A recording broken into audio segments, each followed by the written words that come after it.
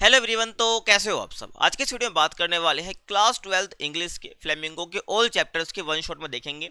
Easy language में देखने वाले हैं, आपको एक ही बारे में चैप्टर समझ आ जाएगा। इस वीडियो का एंड होते होते आपकी फ्लेमिंगो बुक कवर हो रही होगी, तो एंड तक देखना। फ्री पीडीएफ नोट्स तो टेलीग्राम पर मिल जाएंगे, जिसका नाम है class 12th ESP new group, तब ज्वाइन कर सकते हो। बात करें फर्स्ट चैप्टर की, जिसका नाम है द लास्ट लेसन। काफी इंटरेस्टिंग स्टोरी है, तो ध्यान से देखना। देखो, अगर मैं लास्ट लेसन की बात करता हूँ तो एक शॉर्ट स्टोरी है जिसको एल्फोस डोडेट ने लिखा है, जो कि फ्रैंको प्रशियन वॉर के टाइम की है। ठीक है, जो कि 1870 से लेकर 1871 में ये हुआ था।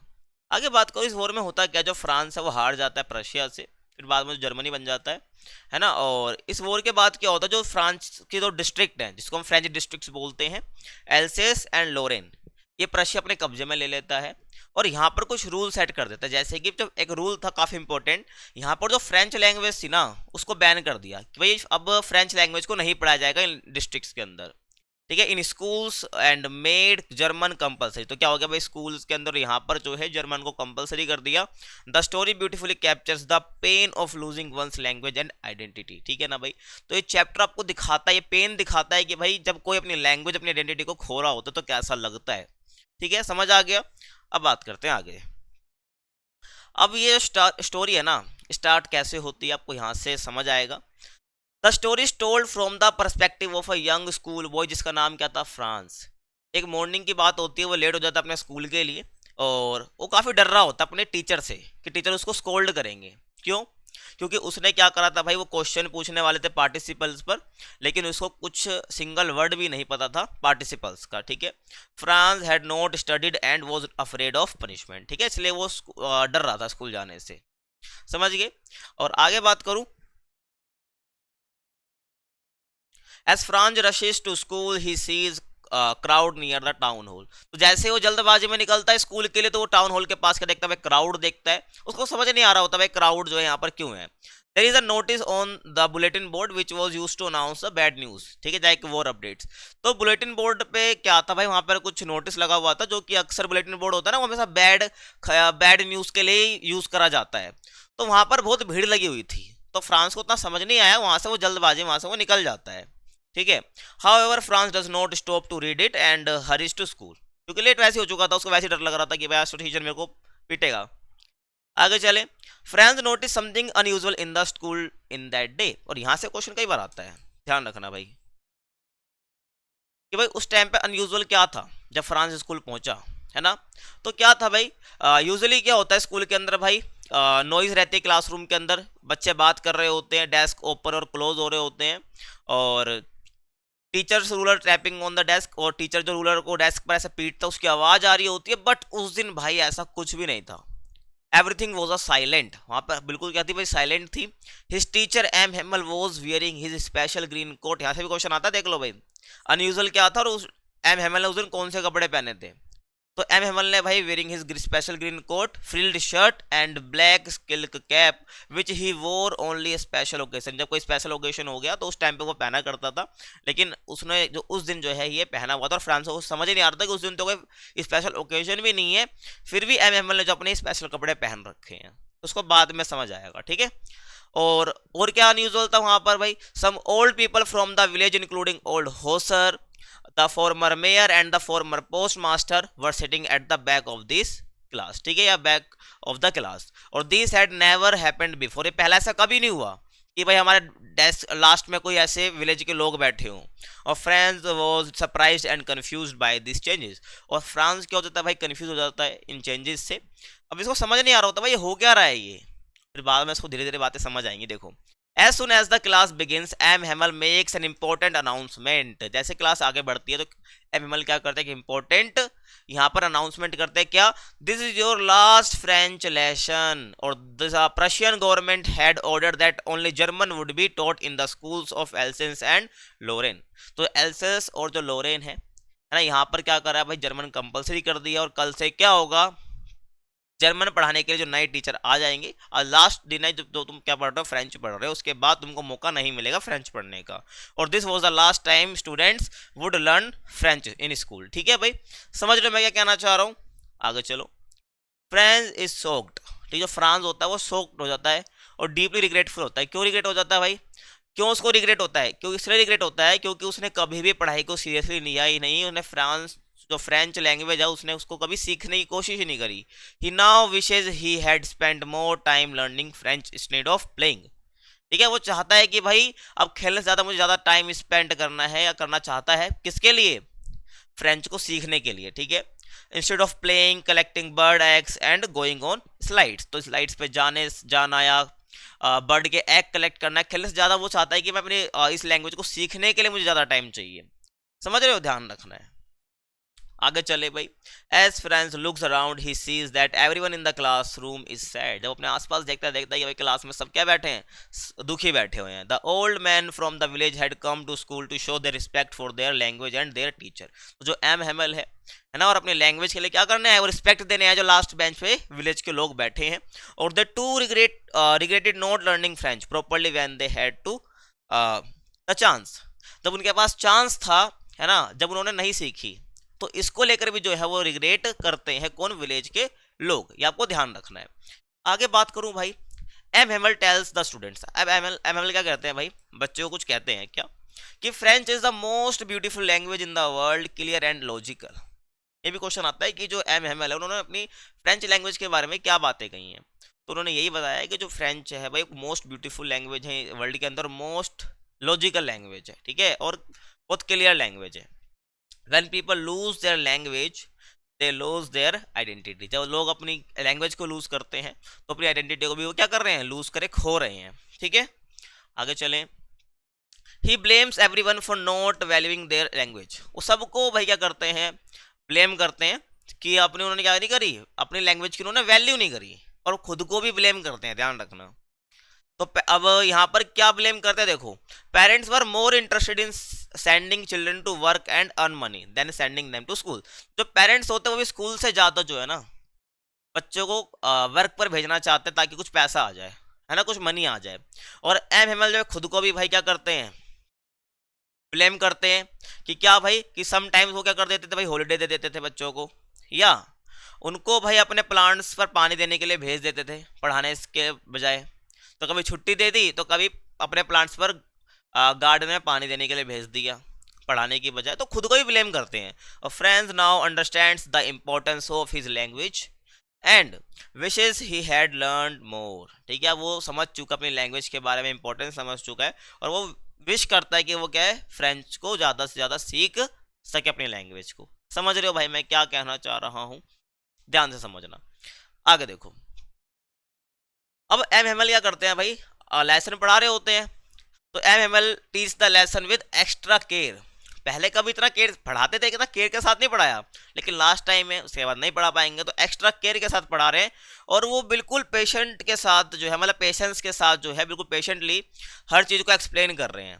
मतलब कि वो ऐसा चाह रहे हैं कि जितनी नॉलेज उनके पास है ना वो एक दिन में ही दे दें, as if he wanted to give all his knowledge to his students in one last lesson या वन क्लास। ठीक है भाई, और the students work harder than ever, जो स्टूडेंट्स है उन्होंने भी काफ़ी ज़्यादा वो मेहनत कर रहे हैं जितनी उन्होंने कभी नहीं करी है।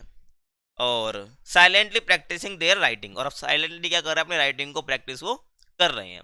आगे चले। द फ्रेज फ्रांस एल्सेस वो return everywhere in the classroom, तो पूरी क्लास में जो है ये जो फ्रेज है ये लिखे हुए थे। और even the small children recite their alphabet, तो छोटे बच्चे वो भी क्या कर रहे हैं? अपने जो अल्फ़ाबेट है उसको गा रहे हैं। कौन से? फ्रेंच लैंग्वेज के। And old Hauser spells out word, जो ओल्ड होसर जो पीछे बैठा हुआ था वो क्या कर रहा है भाई? वर्ड को स्पेल्स आउट कर रहा है, struggling with tears in his eyes, और उसकी आंखों में आंसू भी आ रहे हैं। समझ रहे हो ना, क्योंकि वो रिस्पेक्ट है देने आए हैं टीचर को और अपनी लैंग्वेज को, जिन्होंने कभी सीखने की कोशिश ही नहीं करी। तो यहाँ पर सब क्या कर रहे हैं? अब सीखने की कोशिश कर रहे हैं। आगे चले। और फ्रांस जो है भाई वो काफी चौंक जाता है, वंडर हो जाता है। क्यों? वो पूछता है, मतलब कि वो सोचता है कि will they force even the pigeons to coo in German, ये पिजन है कबूतर, अब वो भाई कूकू करता है। तो ये फ्रांस चौंक जाता है, हैरानी उसको होती है कि भाई जो ये जर्मन लोग हैं ये पिजन से भी भाई जर्मन में कू कराएंगे क्या? जो वो कू साउंड निकालता है कि जर्मन में कू कराएंगे। और this shows his pain and helplessness, और ये दिखाता है कि उसका पेन और उसका हेल्पलेसनेस जो उसको फील हो रही है, ठीक है, उस लास्ट टाइम पे। जितनी पहले कभी फ्रांस फ्रांस को नहीं हुआ करती थी। आगे चले। अब as the class comes to an end, जैसे क्लास एंड पर होती हुई आती है, क्योंकि सब कुछ जो उसका टीचर है वो पढ़ा रहा होता है ना, धीरे धीरे क्लास एंड पे आ रही होती है। द चर्च क्लॉक स्ट्राइक्स 12, जो चर्च की क्लॉक है वो 12 पर स्ट्राइक करती है। And the Prussian soldiers trumpets sound outside, और जो प्रशियन सोल्जर है उनकी आवाज़ें बाहर आ रही होती है ड्रिल वगैरह की। And M Hamel stands up pale and emotional, M Hamel खड़े होते हैं, बहुत पेल यानी पीले दिखाई दे रहे होते हैं, बहुत इमोशनल दिखाई दे रहे होते हैं। और ही ट्राइज टू स्पीक, वो बोलना चाह रहे हैं, बोलने की कोशिश कर रहे हैं, बट वो नहीं बोल पा रहे हैं। But he is too choked with emotion, वो इमोशन से भरे हुए हैं पूरे, ठीक है, बोल नहीं पा रहे हैं। आगे चलें।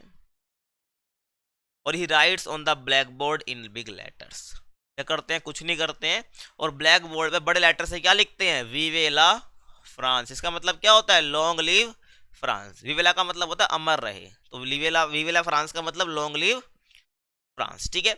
और then he leans against the wall unable to speak, तो जैसे वो लिखते हैं और ऐसे वॉल के पास ऐसे खड़े हो जाते हैं। Finally he gestures to the class that school is over, वो गेस्चर करते हैं कि भाई स्कूल जो वो ओवर हो चुका है। और this students leave in the silence and deeply affected by the last lesson, ठीक है। स्टूडेंट जब वो लीव कर रहे होते हैं और काफ़ी अफेक्टेड हो जाते हैं वो लास्ट लेसन से अपने। आगे चलें। अब आपका जो अगला चैप्टर आ चुका है जिसका नाम क्या है, लॉस्ट स्प्रिंग। तो आपको पहला चैप्टर अच्छे से समझ आ गया होगा। अब जो नेक्स्ट चैप्टर है लॉस्ट स्प्रिंग, इसका मतलब क्या है, देखो आपको पता है स्प्रिंग क्या होता है, सबसे अच्छा सीजन होता है, ये आपको ही पता है ना। तो स्प्रिंग सबसे अच्छा सीजन होता है। ऐसे ही जब हम बात करते हैं कि ह्यूमन की लाइफ साइकिल की, तो जो उसका चाइल्डहुड होता है वो सबसे अच्छा पार्ट होता है उसकी लाइफ का, ये आपको ही पता है ना। तो जो इस स्प्रिंग हो गया उसको कंपैरिजन करते हैं हमारे चाइल्डहुड से, ये आपको ध्यान रखना है। तो लॉस्ट स्प्रिंग का मतलब यहाँ पर क्या हो गया, हमारा लॉस्ट चाइल्डहुड, ये ध्यान रख लेना। तो इस चैप्टर का नाम लॉस्ट स्प्रिंग से रखा गया है क्योंकि स्प्रिंग बेस्ट सीजन होता है सब सीजनों में से। तो ऐसे ही बचपना जो हमारा होता है, चाइल्डहुड, वो भी सबसे बेस्ट होता है। तो इस चैप्टर का नाम ये क्यों रखा गया आपको समझ आ गया होगा। तो इसमें दो स्टोरी हैं, ये आपको पता होगी, और एक साहेब की एक मुकेश की है।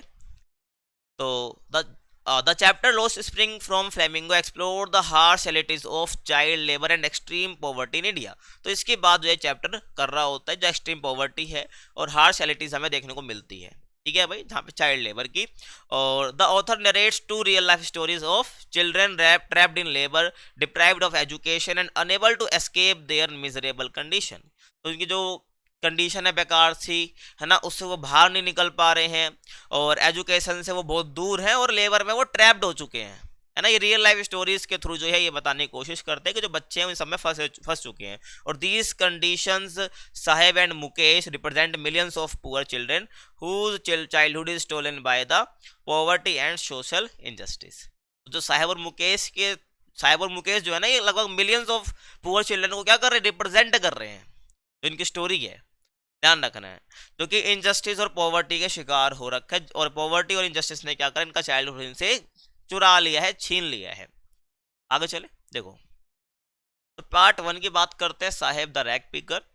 तो साहेब की स्टोरी भी काफी अच्छी है। देखो जो ऑथर है ना, वो मिलती है किससे, साहेब आलम से, क्योंकि एक यंग बॉय है जो कि गार्बेज को उठाता है इन हर नेबरहुड इन दिल्ली। तो दिल्ली के पास अपने जो उसका नेबरहुड है वहाँ से वो गार्बेज को पिक करता है, ठीक है।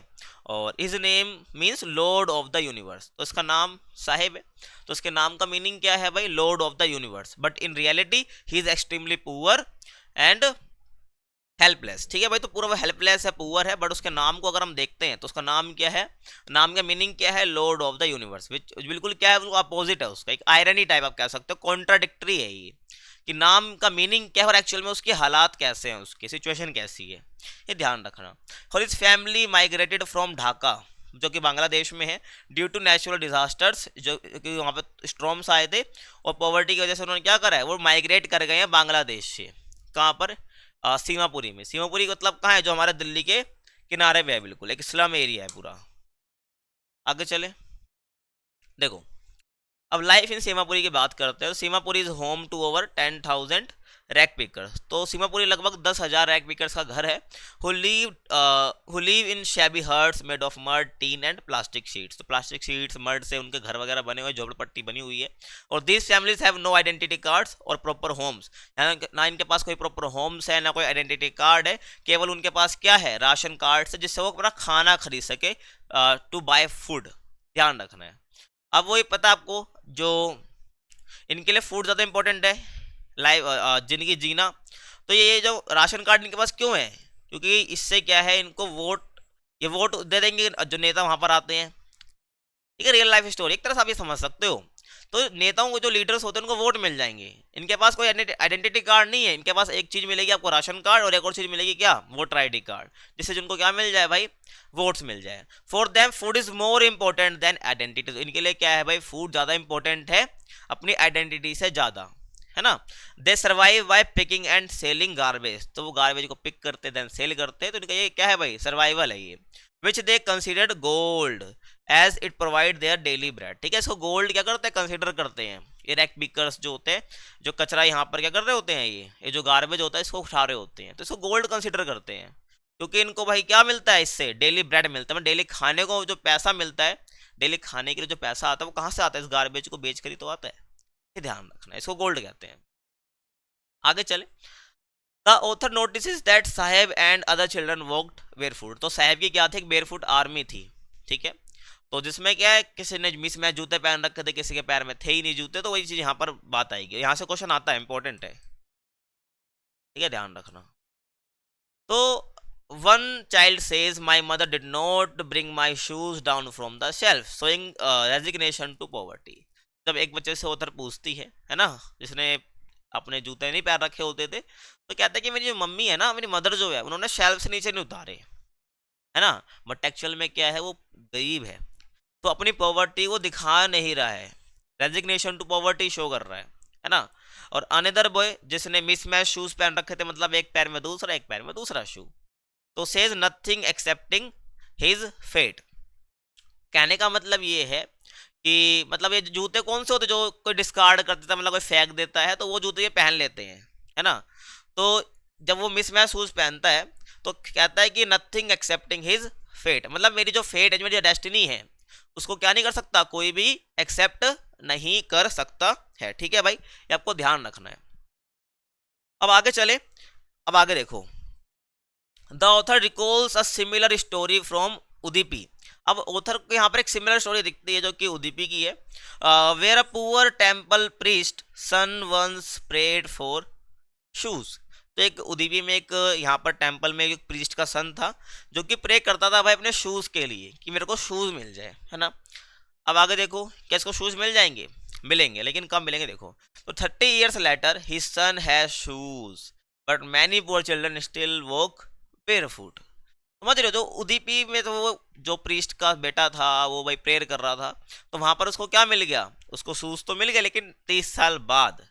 लेकिन जो और भी पुअर चिल्ड्रन है वो अभी भी क्या है, बेयर फुट है। ध्यान रखना। तो this symbolize the unchanged cycle of poverty. क्या दिखाता है कि जो पॉवर्टी की साइकिल है अनचेंज रहती है, ये बदलती ही नहीं, चाहे कितने भी साल बीत जाए, despite the passage of time. समझ रहे हो भाई। अब आगे देखो, false promises to the poor. अब क्या होता है भाई, बहुत से अमीर लोग या कोई सोसाइटी में जो कुछ चेंज लाना चाहते हैं वो बहुत प्रॉमिस कर देते हैं, फिर वो पूरा नहीं कर पाते हैं, तो उसको हम बोलते हैं false promises to the poor या नीडी पीपल। ठीक है, तो the author once jokingly ask Saheb if he would attend school if she built one. तो ऑथर बोलते हैं अगर मैं तुम्हारे लिए स्कूल बनाऊंगी क्या तुम आओगे। तो साहब क्या बोलेगा भाई, बिल्कुल, वो एग्री कर जाता है बिल्कुल एनर्जी के साथ। But the author later feels guilty. लेकिन ऑथर बाद में गिल्टी फील करती है, क्यों, क्योंकि साहब बार बार आता है कि भाई स्कूल बनाया आपने, स्कूल बनाया।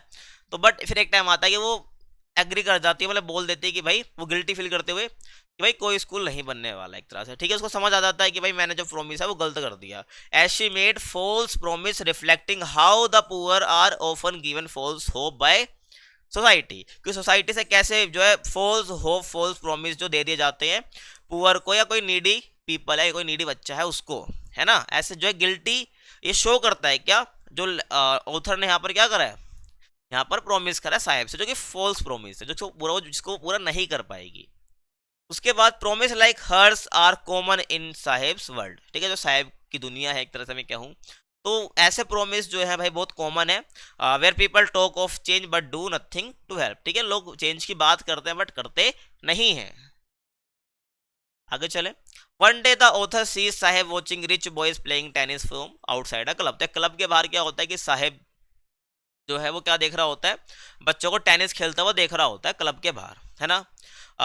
Gate keeper allow him to use the swing, तो गेट कीपर अलाउ कर देता है भाई कि वो स्विंग को यूज कर सकता है, ध्यान रखना है, but he can never dream of playing tennis, तो वो स्विंग के लिए तो उसको हाँ कर दिया भाई आजा, बट वो जो टेनिस को देख रहा है उसके लिए वो कभी जो है वो उसको पूरा नहीं कर पाएगा, है ना। He can never dream of playing tennis, तो टेनिस को खेलने का ड्रीम कभी कर ही नहीं सकता है, क्योंकि उसको सर्वाइवल ही बड़े मुश्किल से हो पा रहा है।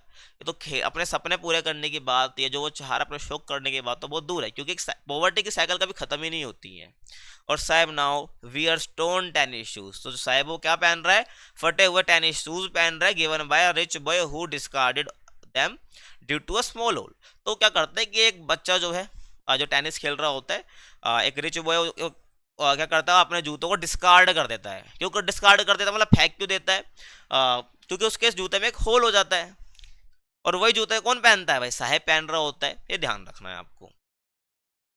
तो साहब ने एक फटे हुए जूते पहन रखे थे। आगे सुनो।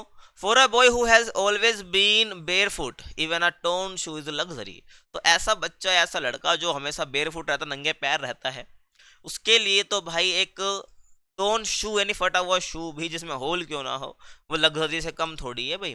लेटर साहब, अब देखो इसके बाद क्या होता है, अब इसकी जिंदगी में एक चेंज आता है, क्या ये काम करने लग जाता है, कहीं पर वर्क करने लग जाता है।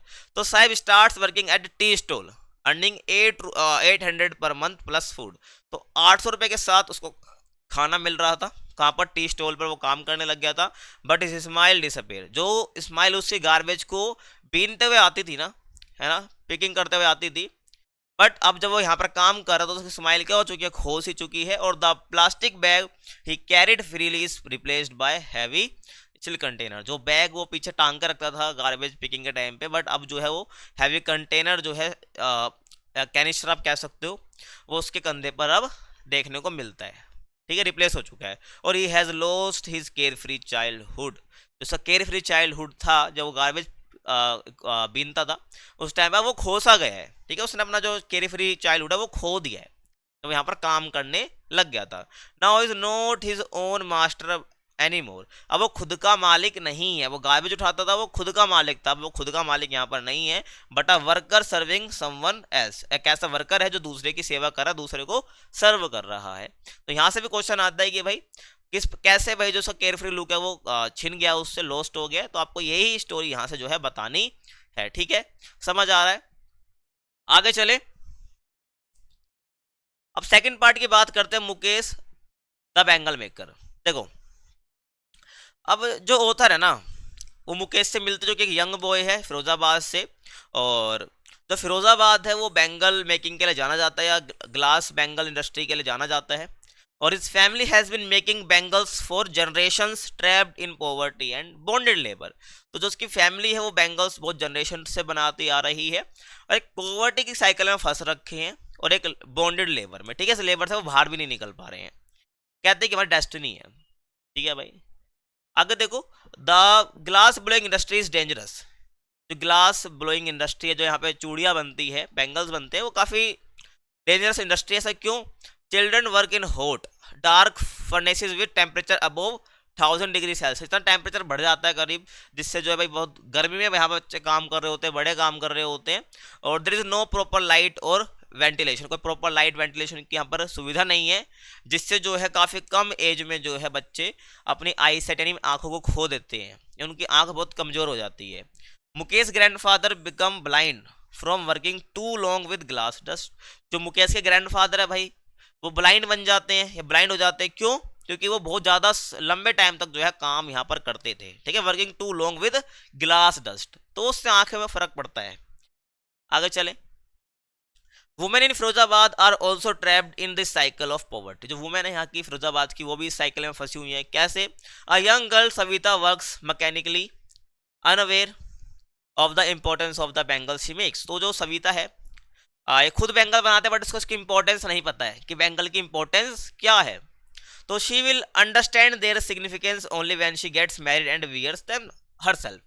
ठीक है, उसको उसके सिग्निफिकेंस, इसकी इंपॉर्टेंस कब पता चलेगी, जब वो खुद सब शादी करेगी तब उसको पहनेगी, तब उसको सिग्निफिकेंस उसकी पता चलेगी। और an old woman in the community has bangles on her wrist but no joy in her life. तो एक ओल्ड वुमन थे, उसके भाई रिस्ट पर क्या थे, हथेली पर उसने चूड़ियां पहन रखी थी, बैंगल्स पहन रखे थे, बट क्या है, फिर भी उसकी लाइफ में कोई जॉय, कोई खुशी नहीं थी। क्या सिंबलाइज करता है, ये सिंबलाइज करता है the unfulfilled lives of women in poverty. तो पॉवर्टी में जो वुमेन है उनकी जो ये अनफुलफिल्ड क्या है, लाइफ, जिसमें उनकी जो कभी इच्छा है वो पूरी हुई नहीं है, तो उनकी लाइफ में क्या जॉय खत्म हो चुका है। उन्होंने बैंगली क्यों ना पहन रखे अपने हाथों में, ठीक है, खुशी चली गई है मतलब। आगे चले, the bangle makers live in extreme poverty and can not break free, है ना, मतलब इससे वो आज़ाद नहीं हो सकते हैं, ये ध्यान रखना, पॉवर्टी में फंस रखे हैं, एक्सट्रीम पॉवर्टी है। अब ऐसा क्यों, वो फ्री क्यों नहीं हो पा रहे हैं, मतलब वो फ्री क्यों नहीं हो पा रहे इस कंडीशन से, क्योंकि जो मिडल मैन है और जो मनी लैंडर्स है वो उनको एक्सप्लॉइट करते हैं। गवर्नमेंट ऑफिसर्स जो है, पुलिस है, पॉलिटिशियंस है, who take bribes and prevent them from forming cooperatives. ठीक है, तो भाई उनसे वो घूस वगैरह जैसे हम कहते हैं ब्राइब्स लेते हैं, है ना, और उनको आपस में कॉरपोरेट होने से मना बनने नहीं देते, मतलब एक इकट्ठे हो जाए और आवाज़ उठाए यहाँ से निकलने की कोशिश करे, तो ऐसा भाई वो नहीं कर पाते हैं।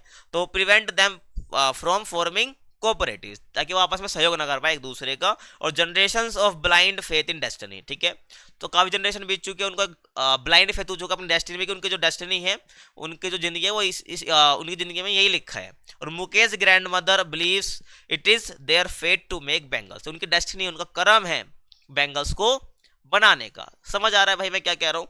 आगे चलते हैं, देखो, Mukesh a boy who dares to dream. अब मुकेश भी जनरेशन का ही पार्ट है, मतलब बैंगल मेकिंग फैमिली से आता है, बट इसका एक ड्रीम है।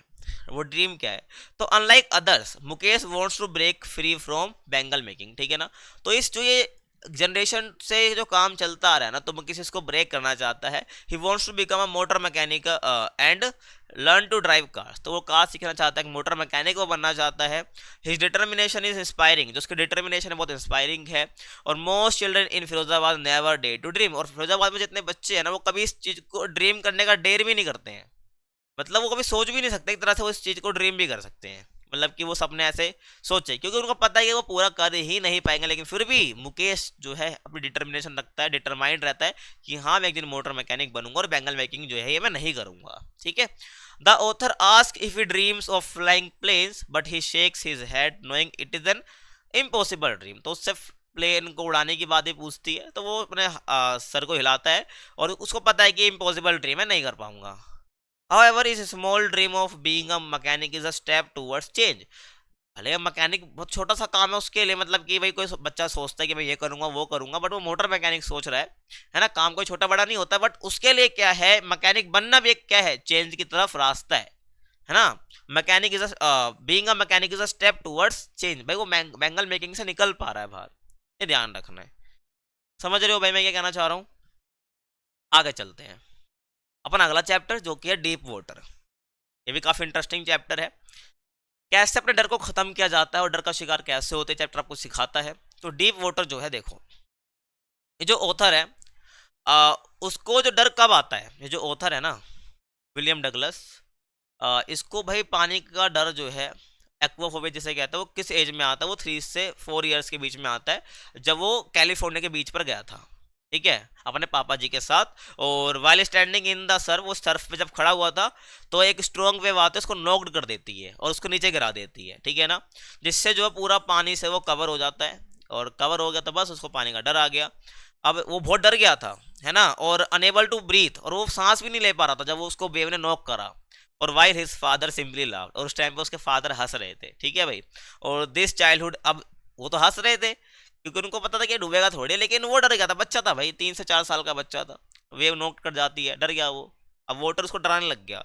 तो this childhood experience left a deep impact and he developed an aversion to water, एक वाटर की तरफ उसका क्या हो गया, डर बन गया है।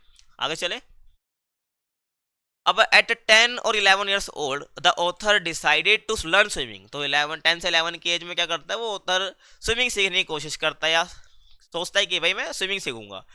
कहाँ पर? YMCA पूल में, जो कि याकीमा के पास है, वॉशिंगटन में है।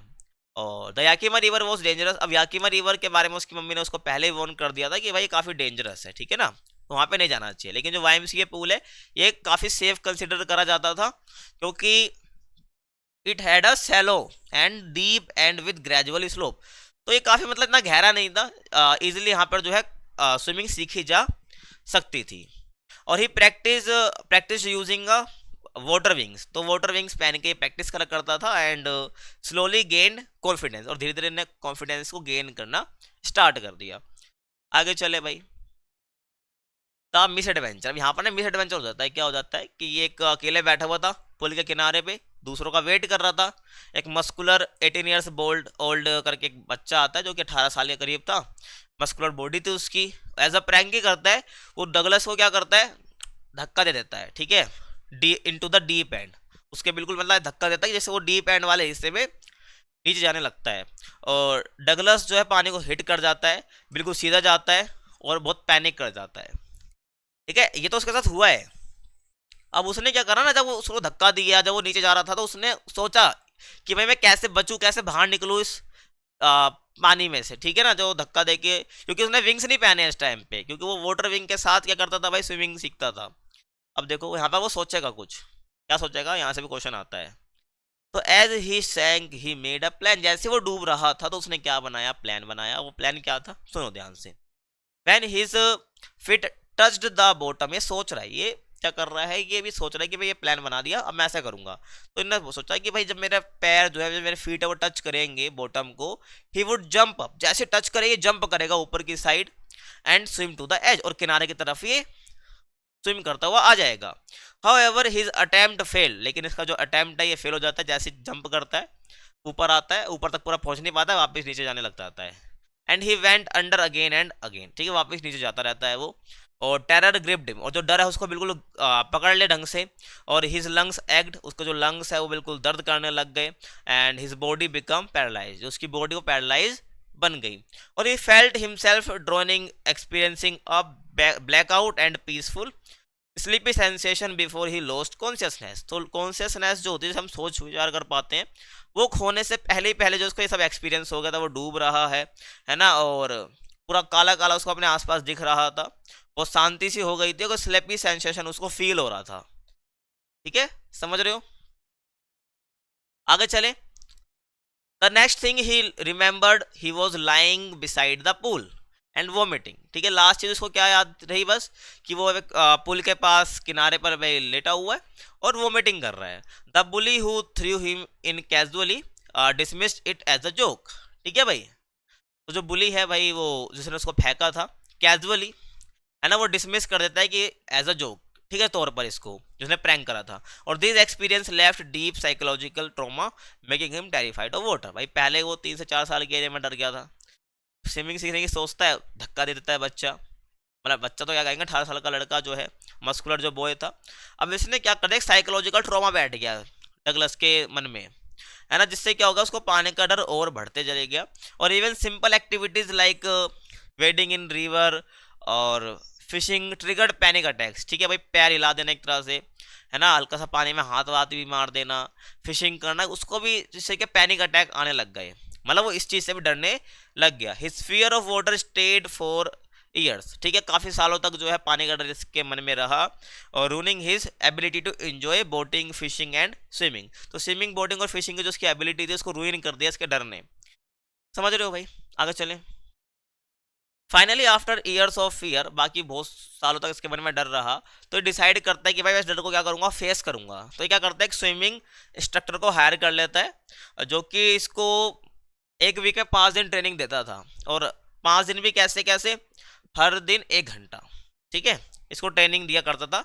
अब जो ट्रेनिंग प्रोसेस था उसमें क्या क्या इंक्लूड था, इसकी बात हम कर लेते हैं। देखो, पहला था using a belt and rope system, to move across the pool, pool के आगे पीछे जाने के लिए, पुल के इधर और इधर आने के लिए यहाँ पे बेल्ट और रोप का यूज ये क्या करते थे, मतलब कि यहाँ पर बेल्ट बांध दे और रोप इस बेल्ट पर बांध दी जाती थी, जिसको पकड़ के रखता था स्ट्रक्चर, जिससे वो डूबे ना, है ना, वो पुल को आर पार वो जा पाए। और learning to breathe properly while swimming, और वो ब्रीथ करना सीखा, इनहेल एक्सहेलेशन उसने सीखा, और लैग किकिंग एक्सरसाइज उसने करी ताकि उसकी मूवमेंट इंप्रूव होए, और gradually combining all swimming technique, जितनी भी टेक्निक्स थी सबको कंबाइन करके जो है उसने क्या करा, मतलब इन वन फ्लूइड मूवमेंट, पहले एक एक करके वो सब चीज सीखा, ब्रीथ करना सीखा, बेल्ट ड्रॉप सिस्टम से लैग किकिंग एक्सरसाइज सीखा, जब उसने क्या करा एक ही वन मूवमेंट में उन्होंने क्या करा, सबको अप्लाई कर दिया, कंबाइन कर दिया, है ना। और डगलस जो है वो अकेले जो है वो स्विम करना कर पा रहा था, but small traces of fear remain, फिर भी जो स्मॉल ट्रेसेस हैं डर के वो भी बचे हुए हैं, ठीक है। आगे चले, अब फाइनल टेस्ट उसको करना था जिससे वो पूरे डर को अपने खत्म कर सके। अब वो क्या करता है भाई, to fully confirm that his fear was gone or not, तो क्या करता है वो, he swam 2 miles across Lake Wentworth, जो न्यू हैम्पशायर में है, ठीक है। तो यहाँ पर क्या करता है ये 2 माइल्स स्विम करता है, कहाँ पर, लेक वेंटवर्थ में, और अकेले ही करता है, ध्यान रखना।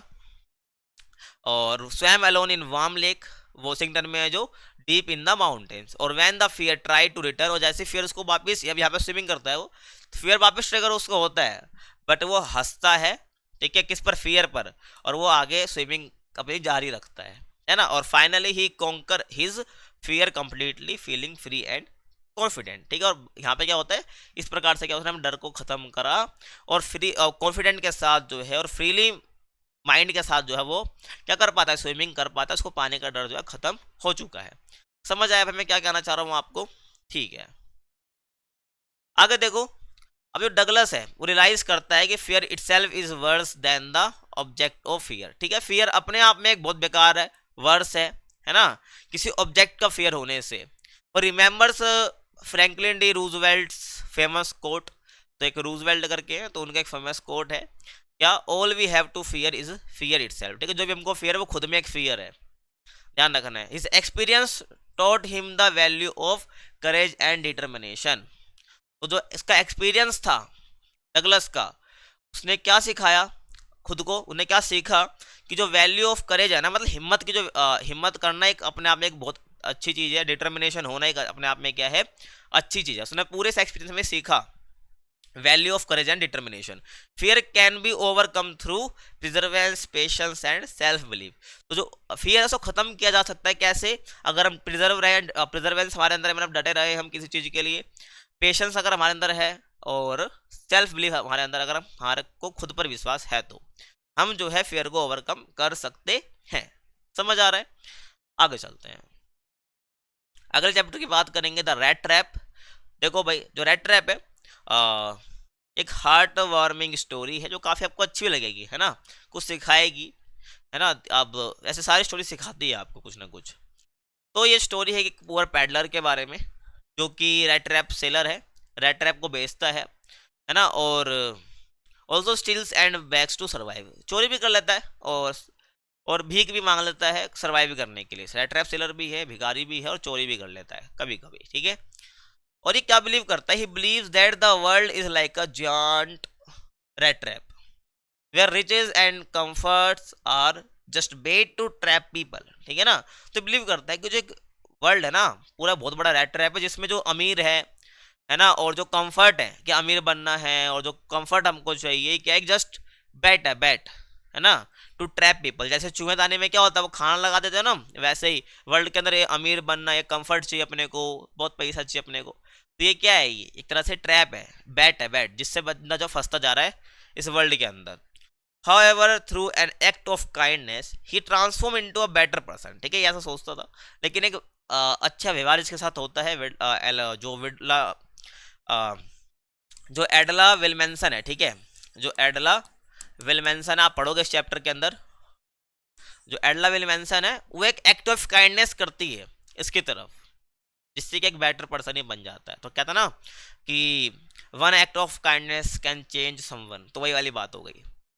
तो एक बेटर पर्सन में क्या इसको तब्दील करा, proving that love and understanding can awaken a persons goodness. ठीक है, एक अच्छा व्यवहार अगर हम किसी के साथ करते हैं, है ना, और तो वो क्या है, एक अच्छा जो सी गुडनेस होती है ना अंदर की, वो बाहर आ जाती है।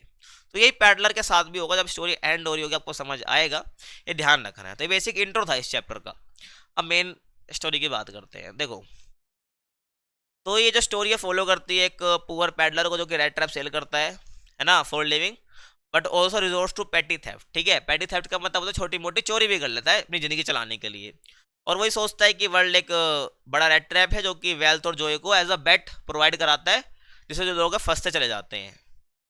और ये इंजॉय करता है सोचते हुए कि how people get go caught in materialistic desires just like rats in trap, जैसे रैट फंस जाते हैं ट्रैप में। तो ये सोचते हुए काफ़ी इंजॉय करता है कि जो लोग कैसे भाई फंस जाते हैं अपनी मेटलिस्टिक डिजायर में, कि भाई अपने को ये चाहिए वो चाहिए, है ऐसा। कोई लोग लैपटॉप की डिमांड करते हैं, उनको सपना होता है कोई आईफोन, या मतलब तरह तरह की चीज़ें हैं, है ना। आजकल के बच्चे पता नहीं क्या वो PS5 वगैरह बोलते रहते हैं। तो ये सब क्या है, ये मेटलिस्टिक डिजायर्स है जो ये कुछ समय तक आपको खुशी देती हैं, है ना भाई। तो ये इंजॉय करता रहता है इस चीज को कि भाई बच्चे या जो बड़े हैं वो किस प्रकार से जो ट्रैप में फंसते जा रहे हैं, एक जैसे चूहा फंस जाता है ट्रैप के अंदर। और this cynical outlook comes from his own hardships. ठीक है, ये आता कहाँ से है भाई, ये जो जितनी भी उसकी थिंकिंग है ये आती है उसके खुद के हार्डशिप से, क्योंकि खुद ये बेचारा जो है कमा नहीं पा रहा है, as he has never received kindness from anyone, क्योंकि इसने किसी से भी आज तक जो है काइंडनेस रिसीव नहीं करी है। ठीक है, टिल दिस टाइम। आगे चलो। अब होता है क्या है, वन इवनिंग, एक इवनिंग की बात है, the peddler seeks shelter at a crofter's cottage. तो अकेला अकेला घूमता था, ये घूम रहा था, तो एक टाइम क्या होता है, ये एक इसको कोई मिल जाता है, एक किसी का घर दिख जाता है ना। तो वहाँ पर ये नॉक करता है, जो कि क्रॉफ्टर का घर होता है। तो वहाँ पर इसको क्या मिल जाती है, शेल्टर मिल जाती है। तो peddler seeks shelter at a crofter's cottage, जो कि एक स्मॉल फार्म है। ये कुछ इस प्रकार से आप देख सकते हो। तो क्रॉफ्टर है वो एक ओल्ड मैन है और अकेला रहता है भाई, और काफ़ी काइंड है, काफ़ी अच्छे दिल का है, और हैप्पी टू हैव कंपनी, और काफ़ी हैप्पी रहता है कि इसको कंपनी अगर मिल जाए, तो काफ़ी हैप्पी रहता है कि इसको कंपनी मिल जाए। He gives the peddler food, tobacco and place cards with him. तो भाई उसको वो खाना भी देता है, टोबैको भी देता है, तम्बाकू जिसे कहते हैं हिंदी में हम, और उसके साथ कार्ड्स भी खेलता है। तो मतलब काफ़ी अच्छा बिहेव उसके साथ वो करता है किस पैडलर के साथ। ठीक है भाई, क्रॉफ्टर। अब इसे का ट्रस्ट ये छीन लेता है भाई, उसके ट्रस्ट का फायदा उठाता है कौन, ये पैडलर चोरी करता है। आपको समझ आएगा क्या। अब जो क्रॉफ्टर है वो अपने अर्न किए हुए पैसे के बारे में जो है, वो जो दूध बेच के कमाता है गाय का, उस जो उन्हें अर्निंग करी थी वो दिखा देता है पैडलर को, उसके बारे में बताता है कितनी कमाई थी भाई उसकी, 30 क्रोनर, जो कि एक स्वेडिश करेंसी है, जो कि एक उन्हें लेदर पाउच में रख रखी थी क्रॉफ्टर ने। और वो तो बता देता है किसको भाई, पैडलर को। ठीक है, कि ही earns money from his cow milk, और दिखा देता है लेदर पाउच में रखे हैं बस। अगली मॉर्निंग का क्या होता है, after living the peddler returns. ठीक है, वो गुड बाय वगैरह बोल के निकल जाते हैं बस। थोड़ी देर बाद यानी लगभग आधे घंटे के आसपास जो है पैडलर वापस आता है, विंडो को तोड़ता है और steals the crofter's money and escapes. ठीक है भाई, तो वहां से क्या करता है, उस जहां उसको पता है कि भाई लेदर का पाउच कहाँ रखा है, तो खिड़की तोड़ के वहां से लेदर का पाउच निकालता है, उसमें से पैसे निकाल अपने कोरोना निकालता है 30 क्रोनर, और वापस उस पाउच को वहीं पर टांग देता है वो, और वहां से निकल लेते हैं। अब वो हाईवे का रास्ता नहीं चुनता है, वो फॉरेस्ट का रास्ता चुनता है ना। तो हाईवे पे सोचता है कि पकड़ लेगा मुझे, तो फॉरेस्ट के रास्ते चले जाता है। तो फॉरेस्ट इज ह्यूज, अब फॉरेस्ट बहुत बड़ा है, कंफ्यूजिंग है, और वहां पर वो खो जाता है बेचारा। कौन बेचारा, अपना पैडलर। अब he walks in circle realising that he himself is trap. ठीक है, फॉरेस्ट बहुत बड़ा है, तो वो कई बार निकलता रहता है तो वापस वहीं पहुंच जाता है, किस रास्ते को जाए वापस वहीं पहुंच जाए, है ना। काफी एक सर्कल से फंस जाता है वो। ठीक है, वॉक्स इन सर्कल। और होता क्या है, just like a rat in a trap, जैसे कि भाई अब चूहेदानी में एक चूहा फंसेगा तो इधर से इधर ही कर पाएगा ना, तो ऐसा ही सेम जिस पैडलर के साथ हो रहा है, कभी इधर से घूम के आ रहा था वापस उस जगह पे जा रहा है, इधर जा रहा था वापस एक जगह पे आ जा रहा है। तो होपलेस हो गया बिल्कुल, और एग्जॉस्ट होकर थक गया बेचारा बिल्कुल, है ना। ही लाइज डाउन, और वो बिल्कुल गिर जाता है जमीन पे, और thinking he will die there, और सोचता है कि भाई हाँ मर जाऊंगा। ठीक है भाई, सोचता है, इसकी थिंकिंग हो जाती है वाली। सडनली ए हैमरिंग साउंड सुनता है from Ramsjo iron works and follows them to find shelter. तो भाई साउंड इसको आते है तो उसको फॉलो करता है, और the blacksmith allow him to stay near the furnace to warm himself. तो जो राम्स जो आयरन वर्क्स है, तो वो जो ब्लैक स्मिथ होता है ना, यहाँ पे काम कर रहा होता है, क्या करता है भाई, इसको अलाउ कर देता है कि भाई तू फर्नेस के पास जो है रह ले, ताकि थोड़ी देर को गर्मी मिल जाए, क्योंकि ठंड का टाइम था। और the owner of the mill, the iron master, mistakes him for an old army comrade Captain von Stahle. तो भाई वो आयरन मास्टर आता है, जो यहाँ का मालिक है, वो मिस्टेक कर देता है इसको पहचानने में, सोचता है कि तो मेरा साथी है जो मेरे संग यहाँ पे रहा करता था, मतलब काम करा करता था, एक ओल्ड आर्मी कॉमरेड, ठीक है, Captain von Stahle. But actually में था नहीं, क्योंकि दाढ़ी वाड़ी थी ना उसकी, पैडलर की। तो उसको लगता है यार वही है।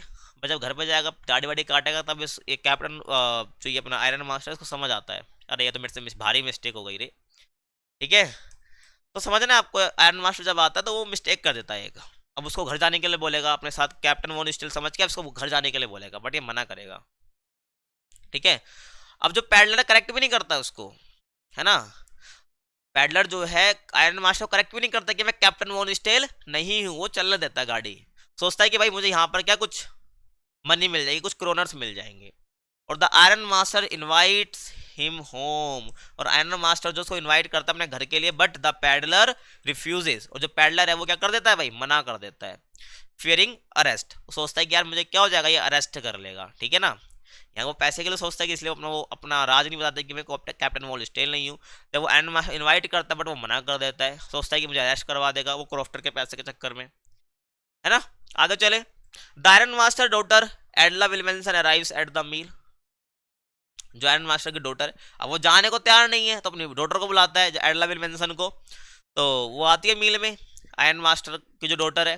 अब unlike her father she is gentle polite and kind. तो अपने फादर की तरह नहीं है वो, बल्कि क्या जेंटल है, पोलाइट है, बहुत काइंड है।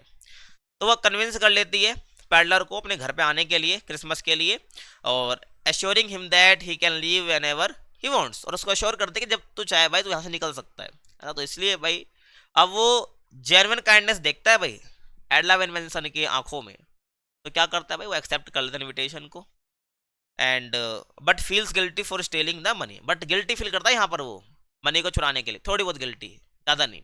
असली गिल्टी इसको लास्ट में होती है। Eight the iron master house the peddler is given a bath, clean clothes and good food. तो वहाँ पर नहाता है, ढंग के कपड़े पहनता है साफ सुथरे, और गुड फूड उसको वहाँ पे मिलता है। In daylight the iron master realise his mistake. जब वो बाहर निकलता है, दाढ़ी वाड़ी काट लेता है ना, तो वो रियलाइज करता है कि peddler is not Captain von Stahle, ठीक है। और काफ़ी एंग्री हो जाता है और एम्बेरेस्ड हो जाता है। ही दे थ्रेटन्स कॉल द, ठीक है, शेरिफ। तो काफ़ी गुस्सा हो जाता है भाई, वो थक एम्बेरस होता है, काफ़ी शर्म उसको आ रही होती है, और वो थ्रेटन कर रहा होता है किसको, पैडलर को, कि भाई मैं पुलिस बुला लूंगा, शेरिफ बुला लूंगा, ध्यान रख ले भाई। और फिर यहाँ पे अपना ज्ञान चालू कर देगा पैडलर। क्या ज्ञान चालू करेगा भाई, देखो क्या नहीं चालू करेगा। पैडलर डिफेंड करता है अपने आप को, क्या कहकर कि the whole world is rat trap where people fall into materialistic trap. कि भाई सब रेड ट्रैप है, यहाँ पे लोग फंसते चले जाते हैं मेटलिस्टिक डिजायर में, ट्रैप्स में। If the iron master sends him to jail, अगर आयरन मास्टर जेल भेज देगा मुझको, तो he might one day fall into trap too. और वो भी क्या है, आयरन मास्टर भी क्या पहुंच जाएगा भाई, मतलब ट्रैप में फंस जाएगा। और the iron master laughs, iron master हंसता है और लेट्स हिम गो, और उसको जाने दे देता है कि भाई तू चल, छोड़, मेरे को जेल नहीं भेजा, तू निकल। But Edla insist that he should stay for Christmas. But Edla आते उसको रोकती है और बोलती है कि तो क्रिसमस तक रुक जाओ, ठीक है, तो क्रिसमस ईव मनानी थी साथ में उनको। आगे चले, अब the peddler spends a peaceful Christmas Eve at the iron master house. तो क्रिसमस ईव थी, काफी पीसफुली बनाता है वो, और he is treated with dignity. और यहाँ पैडलर को काफी गरिमा, काफी इज्जत के साथ ट्रीट करा जाता है, रिस्पेक्ट के साथ ट्रीट करा जाता है। Something he has never experience before, उसने कभी इस चीज को एक्सपीरियंस नहीं करा था पहले। और the next morning he leaves quietly but he does not steel anything. मुझे भाई मैं क्या कह रहा हूँ, तो ये अगली मॉर्निंग क्या है, ये शांति से निकल जाता है क्वाइटली, और वो कुछ भी नहीं चुराता है वहां से, ध्यान रखना है आपको। आगे चले, अब देखो होता है कि यहाँ पे बीच की स्टोरी समझो। क्या होता है कि यहाँ से जब वो घर में टिका रहता है ना, तो जब एडला और उसके जो फादर है वो अपने जो जिस भी गॉड को वो मानते हैं, तो वहाँ वो निकल जाते हैं, ठीक है भाई, उनकी वर्शिप के लिए। तो उनको वहां पता चलता है कि उसने कोई बंदा है जिसने क्रॉफ्टर के कोई क्रोनर चुराए हैं, तो उनको समझ आता है कहीं वो तो नहीं है जो हमारे घर में है। दोनों को समझ आता है, वो काफी हरिडली, काफी जल्दबाजी में वो आते हैं अपने घर पर, है ना। लेकिन पैडलर यहाँ पर तो इनको नहीं देखने को मिलता ही नहीं है। और रास्ते में बेचारे सोच रहे आते होते हैं कि भाई, सोचते हुए कि सब कुछ इसने क्या चुरा लिया होगा, बट इसने कुछ भी यहाँ पर चुराया नहीं था, बल्कि यहाँ पर गिफ्ट छोड़ कर जाता है एडला के लिए। क्या देखो, तो Edla finds a small package left behind the by the peddler. अब उसके अंदर क्या था, एक स्मॉल रेड ट्रैप था, जो कि एक क्रिसमस गिफ्ट था एडला के लिए। और जो 30 करोड़ उसने चुराए थे क्रॉफ्टर के, वो भी जो है उसने वहां पर रख दिए थे। And thanking letter thanking Edla for her kindness, और एक लेटर भी छोड़ के गया था, ठीक है भाई, जो कि एडला की काइंडनेस के लिए थैंक कर रहा था वो। और the peddler signs the letter as Captain von Stahle, ठीक है ना भाई, जो उसने लेटर साइन करा लास्ट में वो कैप्टन वॉन स्टील के नाम से ही करा। क्यों करा भाई उसने, क्योंकि उसको ट्रीट जो करा वो कैप्टन वॉन स्टील की तरह ही करा, ठीक है। कुछ इस प्रकार का लेटर था और कैप्टन वॉन स्टील के नाम से उसने क्या करा भाई, साइन करा।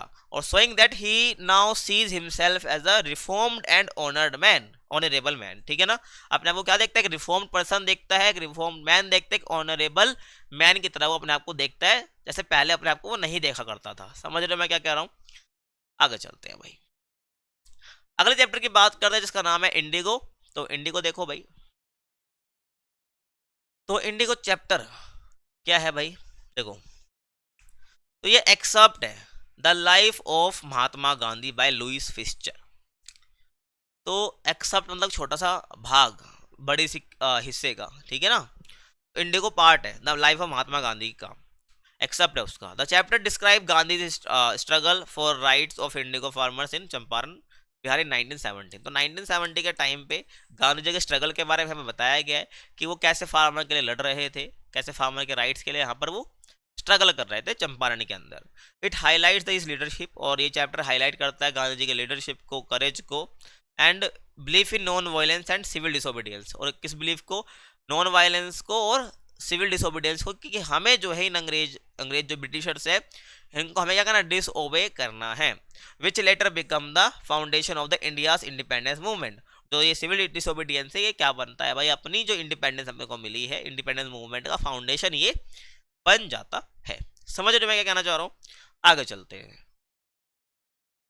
अब, और एक और चीज ऐड कर सकते हैं यहाँ पर, फार्मर्स के स्ट्रगल को भी दिखाया गया है, ठीक है ना। आगे चलो, इन दिसंबर 1916 Gandhi attended the Congress session in Lucknow. तो गांधी अटेंड करते हैं भाई लखनऊ सेशन को, ध्यान रखना है।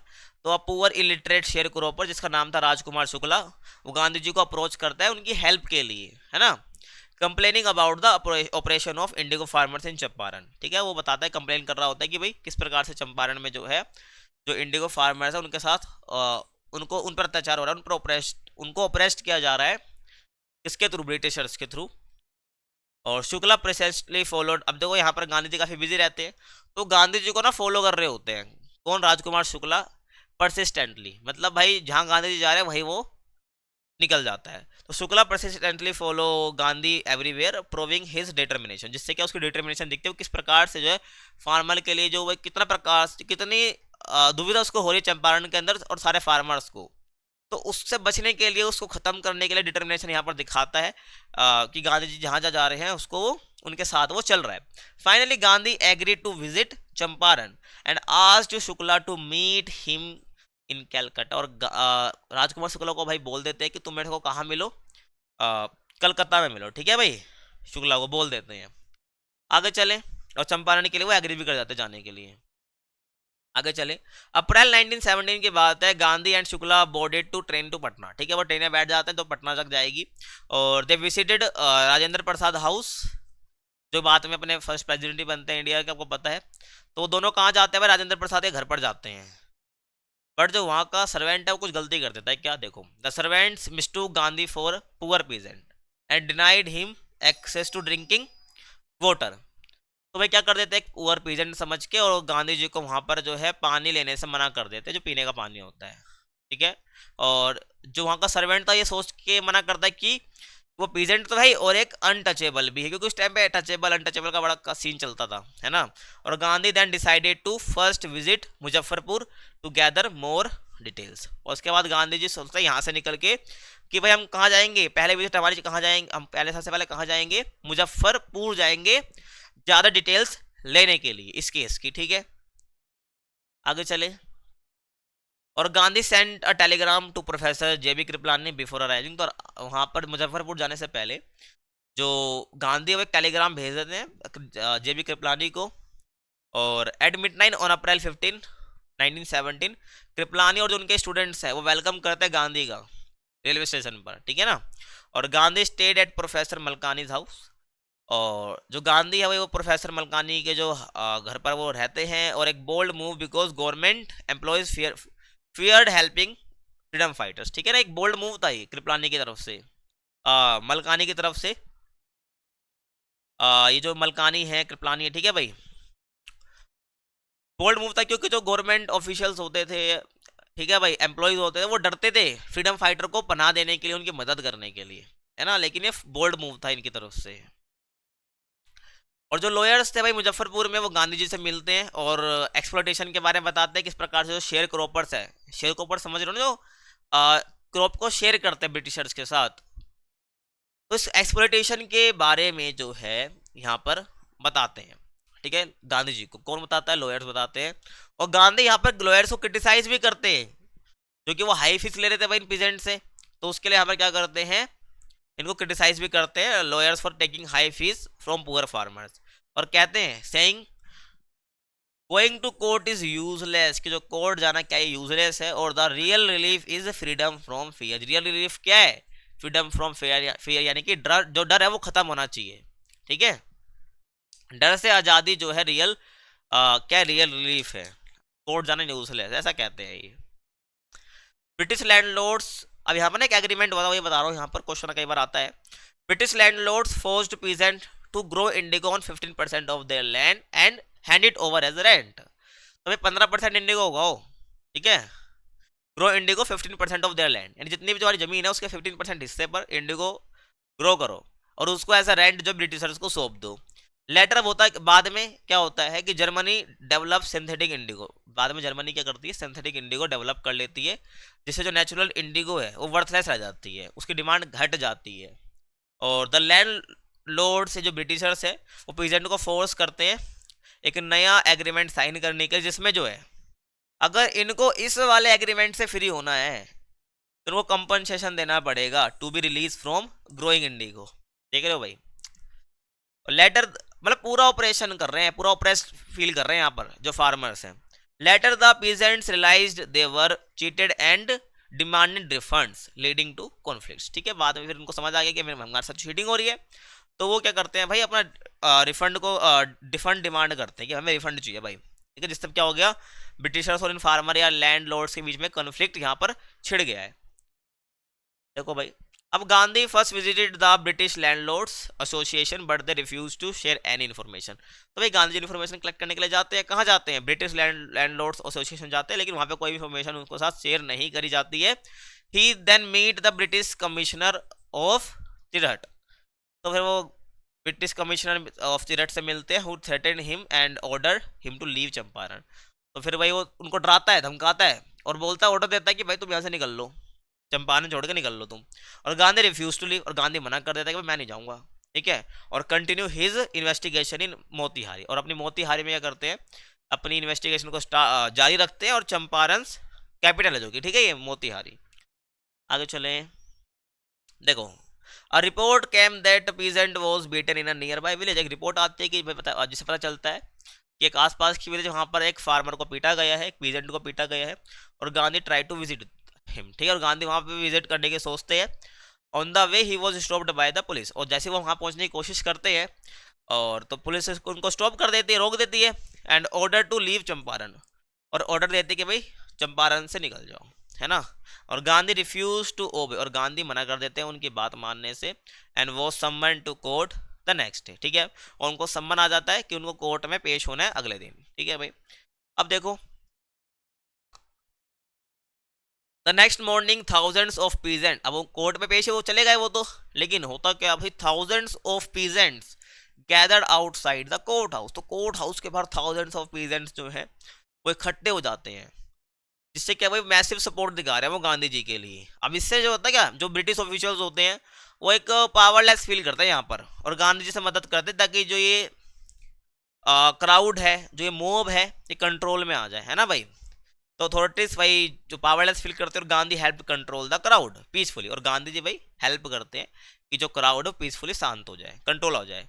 और proving non violent resistant can challenge British rule, कि जो नॉन वायलेंस चैलेंज है ना, ये बिना लड़ाई झगड़े के भी जो है शांति से अगर प्रोटेस्ट किया जाए तो इससे भी जो ब्रिटिश रूल को जो है चैलेंज किया जा सकता है। समझ रहे हो भाई मैं क्या कह रहा हूँ? आगे चलते हैं।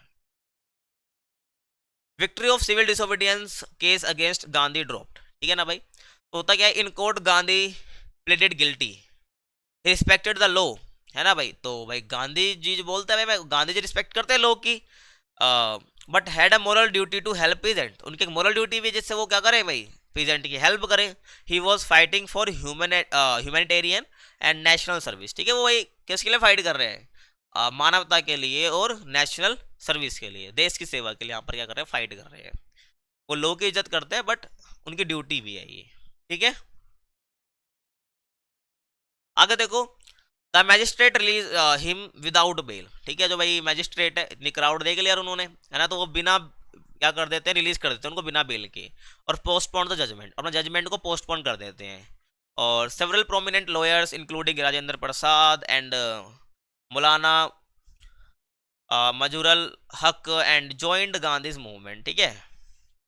तो इतने सारे जो लॉयर्स हैं इंक्लूडिंग दीज पीपल, ये करते हैं, इनको ज्वाइन कर लेते हैं इनके मूवमेंट को, ठीक है। अब देखो होता क्या है, और when asked what they would do if Gandhi was jail, जब उनसे पूछा क्या भाई गांधी जी को जेल हो जाएगी तो क्या करोगे तुम, तो दे फर्स्ट हेजिटेटेड, और स्टार्टिंग में उनका हेजिटेशन होती है, फिर बाद में वो क्या बोलते हैं, decided to follow Gandhi in jail, वो गांधी जी को जेल में भी फॉलो करेंगे।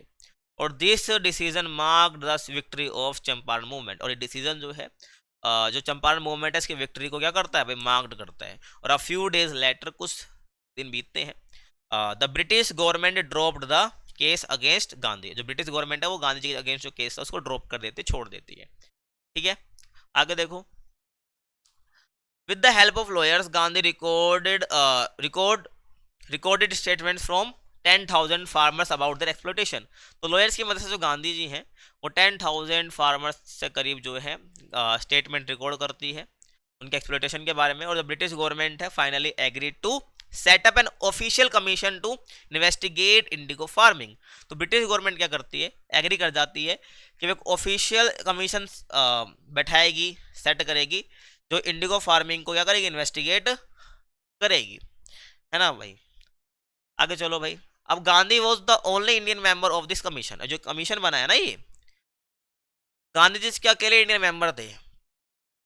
और the British landlords finally agreed to compensate the farmers, तो भाई ब्रिटिश लैंडलॉर्ड्स एग्री हो जाते हैं कि भाई फार्मर्स को कंपनसेट करेंगे, बट देखो कितना, जो लैंडलॉर्ड्स है वो गांधी जी से पूछते हैं कि how much compensation he wanted, मतलब कितना रिफंड चाहिए, मतलब कितना परसेंट।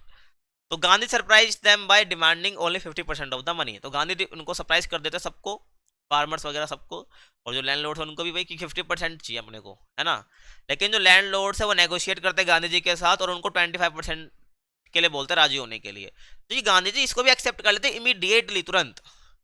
और द डिसीजन वॉज स्ट्रेटेजिक, ठीक है, जो डिसीजन था वो काफी स्ट्रेटेजिक था, क्वेश्चन आ सकता है, ठीक है भाई, जो डिसीजन है वो स्ट्रेटेजिक कैसे है, तो यहाँ पर अब गांधी जी अपना क्या देते हैं, एक स्टेटमेंट देते हैं, है ना, कि it proved that landlords had surrendered their power, जो लैंडलॉर्ड्स कितनी पावर होती है उन्होंने पावर को सरेंडर कर दिया 25% देके भी, जो पहले दे भी नहीं रहे थे बल्कि उनसे ही कंपनसेशन मांग रहे थे। और boosting the moral of peasant, जिससे क्या है जो पीजेंट्स उनका मोरल बढ़ेगा, उनके अंदर हिम्मत, उनके अंदर करेज बढ़ेगी, ठीक है। आगे चले, सोशल रिफॉर्म्स इन चंपारण, तो after winning the battle Gandhi focused on social issues, तो जैसे उन्होंने बैटल जीता तो गांधी जी जो है यहाँ पर क्या करते हैं, सोशल इश्यूज पर यहाँ पर फोकस करते हैं। और stayed in Champaran for 7 month, और 7 महीने के लिए जो वो चंपारण में रहते हैं, और फिर बाद में मल्टीपल टाइम्स यहाँ पर विजिट वो करते रहते थे। और ये work to improve health education and hygiene, तो यहाँ पर उन्होंने काम करा हेल्थ को इम्प्रूव करने के लिए, एजुकेशन को इम्प्रूव करने के लिए, हाइजीन को इम्प्रूव करने के लिए। आगे बात करें, ही स्टैब्लिश 6 प्राइमरी स्कूल, तो वही यहाँ पर 6 प्राइमरी स्कूल को स्टैब्लिश करते हैं, where his wife Kasturba Gandhi and volunteers taught cleanliness. ठीक है, तो कस्तूरबा गांधी और जो वॉलेंटियर्स थे, है ना, यहाँ पर वो उनको साफ सफाई के बारे में, हाइजीन के बारे में सिखाते हैं। और a doctor was brought him for free medical treatment, एक डॉक्टर लाया जाता है यूजिंग ओनली 3 मेडिसिन, जो कि 3 मेडिसिन यूज करता था, castor oil, quinine and sulphur ointment. ठीक है, इन 3 मेडिसिन का नाम याद रखना। और during this time Charles Freer Andrew an English pacifist came to visit Gandhi, Gandhi ji से मिलने आता है। और Gandhi lawyer friends wanted Andrews to stay and support them since he was British, क्योंकि वो ब्रिटिश था और लॉयर्स वगैरह चाहते थे क्योंकि उनका सपोर्ट गांधी, मतलब कि उसका सपोर्ट मिले क्योंकि ब्रिटिश है। बट गांधी जी यहाँ पर मना कर देते हैं कि हमें किसी भी आउटसाइडर की मदद हमें नहीं चाहिए। Gandhi ji rejected the idea saying this is our battle, अपनी बैटल, अपनी लड़ाई है, we must not rely on an Englishman to win it, हमें जीतने के लिए किसी दूसरे इंग्लिश मैन, आउटसाइडर की जरूरत नहीं है। Restore the lawyers self reliance, question आता है कि भाई सेल्फ रिलायंस को एक्सप्लेन करो, कोई इंडिगो चैप्टर में जो कोई भी इंस्टेंस, कोई एग्जांपल देखे तो आपको यही बताना है। ठीक है, a core value of India's independence movement, एक कोर वैल्यू है इंडिया के जो इंडिपेंडेंस मूवमेंट था उसकी। ठीक है ना, ध्यान रखना है। आगे चले, और Gandhi said what I did was a very ordinary thing, जो मैंने करा काफी ऑर्डिनरी चीज थी। I declare that the British could not order me about in my own country, वो डिक्लेयर करते हैं कि भाई जो ब्रिटिश है वो मेरी कंट्री है, मुझे ऑर्डर नहीं कर सकते। और this was his first act of civil disobedience in India, तो सिविल डिसोबीडियंस मूवमेंट भी चलता है 1930 के आसपास, हमको पता है। तो ये पहला एक्ट जो था सिविल डिसोबीडियंस का, वो चंपारण में देखने को मिला है। ठीक है, आगे चले, और he realized that true independence begin when people overcome fear and take responsibility for their rights, अपने राइट्स के लिए लोग रिस्पॉन्सिबिलिटी लेते हैं, फियर से ओवरकम करते, तब जाकर जो है असली इंडिपेंडेंस स्टार्ट होती है। The Champaran episode led the formation for Gandhi's future struggles against British rule, और जो ये चंपारण का एपिसोड है ना, ये फाउंडेशन तैयार करता है किसके लिए भाई, गांधी जी के फ्यूचर के लिए, जो कि वो स्ट्रगल कर रहे हैं इंडिपेंडेंस के लिए, ब्रिटिश रूल को खत्म करने के लिए। ठीक है, अब नेक्स्ट चैप्टर की हम बात करते हैं जिसका नाम है पोइट्स एंड पैनकेक्स। काफी इंटरेस्टिंग चैप्टर, बच्चों का भी हार्ड भी लगता है, बट अब तुमको नहीं लगेगा। ठीक है, आगे बात करें, poets and pancakes is an excerpt from my years with boss by Asokamitran, a Tamil writer. ठीक है भाई, तो अशोका मित्रन कौन है, एक तमिल राइटर है। तो इनकी एक बुक आप कह सकते हो, माय इयर्स विद बोस। ठीक है ना, इसका एक्सर्प्ट है, एक हिस्सा है। ठीक है, poet and pancake. The chapter provides a humorous and satirical account of the film industry in the early days of Indian cinema. तो इंडियन सिनेमा का जो अर्ली टाइम हुआ करता था, अर्ली डेज जो थे, उस इंडस्ट्री के बारे में हमको बताया जाता है ना, एक ह्यूमरस वे में, एक फनी वे में, एक तरह से आप कह सकते हो, एक सैटिरिकल अकाउंट के तौर पर हमें बताया जाता है इनडायरेक्टली। और particularly his experience eight Gemini studios इन चेन्नई, और स्पेशली अपने एक्सपीरियंस शेयर कर रहे होते हैं जेमिनी स्टूडियोज में, जो कि चेन्नई में है। ठीक है भाई, आगे बात करें, the makeup room at Gemini studios use truck loads of pancake, a popular makeup brand. तो जो पैनकेक है, क्या है, एक मेकअप ब्रांड है, वो काफी पॉपुलर, ट्रक लोड्स, मैं ट्रक में भर भर के जो है जेमिनी स्टूडियोज में आया करता था। और it was located in a building that was once Robert Clive stable, तो ये जो जेमिनी स्टूडियो वहां पर लोकेट है, जहां पर कभी उस बिल्डिंग में जहां पर कभी जो रॉबर्ट क्लाइव के स्टेबल्स ठहरा करते थे, मतलब घोड़े ठहरा करते थे। The department was hot and uncomfortable with incandescent lights making the actors suffer. ठीक है, जो एक्टर्स है वो काफी सफर करते थे, क्यों, क्योंकि जो ये रूम था, जो डिपार्टमेंट मेकअप रूम थे, काफी गर्म था, अनकंफर्टेबल था, क्योंकि यहाँ पर इनकैंडेसेंट लाइट लगाई गई थी, जिससे बहुत हीट प्रोड्यूस यहाँ पर होती थी। ठीक है भाई, आगे चले, अब यहाँ पर ना स्ट्रिक्ट हायरार्की हमको देखने को मिलती थी जेमिनी स्टूडियो में। वो क्या थी, कई बार क्वेश्चन भी आता है, जैसे कि जो चीफ मेकअप मैन है वो मेकअप करता था जो लीड एक्टर्स होते थे उनका, सीनियर असिस्टेंट है वो मेकअप करेंगे भाई सेकंड हीरो उसका, जूनियर असिस्टेंट है वो हैंडल करता था कॉमेडियंस को, जो ऑफिस बॉय था वो पेंट करता था उन किसके फेसेस को, जो एक्स्ट्रा है, मतलब जो क्राउड एक्टर्स होते हैं, जिसको बैकग्राउंड एक्टर्स ही बोलते हैं, उनका। ठीक है, आगे चले, और अब ये ऑफिस बॉय है कौन, इसकी बात करते हैं। ठीक है, the office boy was in his 40s, not a boy. हम बोलते ऑफिस बॉय हैं जो चैप्टर में दिखा रखा, बट एक बॉय नहीं है, बल्कि 40 साल का एक आदमी है। He had joined hoping to become a big actor, writer and director. ठीक है भाई, तो डायरेक्टर, राइटर, एक्टर बनने की चाह में ने जो है ज्वाइन करा था जेमिनी स्टूडियो को, बट एक ऑफिस बॉय बन के रह गया। But he was stuck applying makeup to extras, बल्कि बस जो एक्स्ट्रा बैकग्राउंड एक्टर्स हैं, है ना, क्राउड है, उन पर बस ये मेकअप अप्लाई करने तक ही सीमित रह गया है। Which he made him bitter and frustrated, जिससे क्या है, बहुत कड़वाहट इसके मन के अंदर है, दिल के अंदर, और बहुत फ्रस्ट्रेटेड ये रहता है। और जो भी इसके साथ ऐसा है ना, ये किसको ब्लेम करता है, ये सुब्बू को क्या करता है भाई, ब्लेम करता है अपनी फेलियर्स के लिए। क्यों? क्योंकि जो सुब्बू है वो बहुत सक्सेसफुल है जेमिनी स्टूडियो के अंदर, और कहता है कि जो सुब्बू की सक्सेस है ना, ये बहुत अनफेयर है, ये ध्यान रखना। कौन कहता है? ऑफिस बॉय कहता है ये। Subbu was the second most important person in Gemini studios, ठीक है, आफ्टर द बॉस के बाद सेकंड इंपॉर्टेंट पर्सन सुब्बू ही है।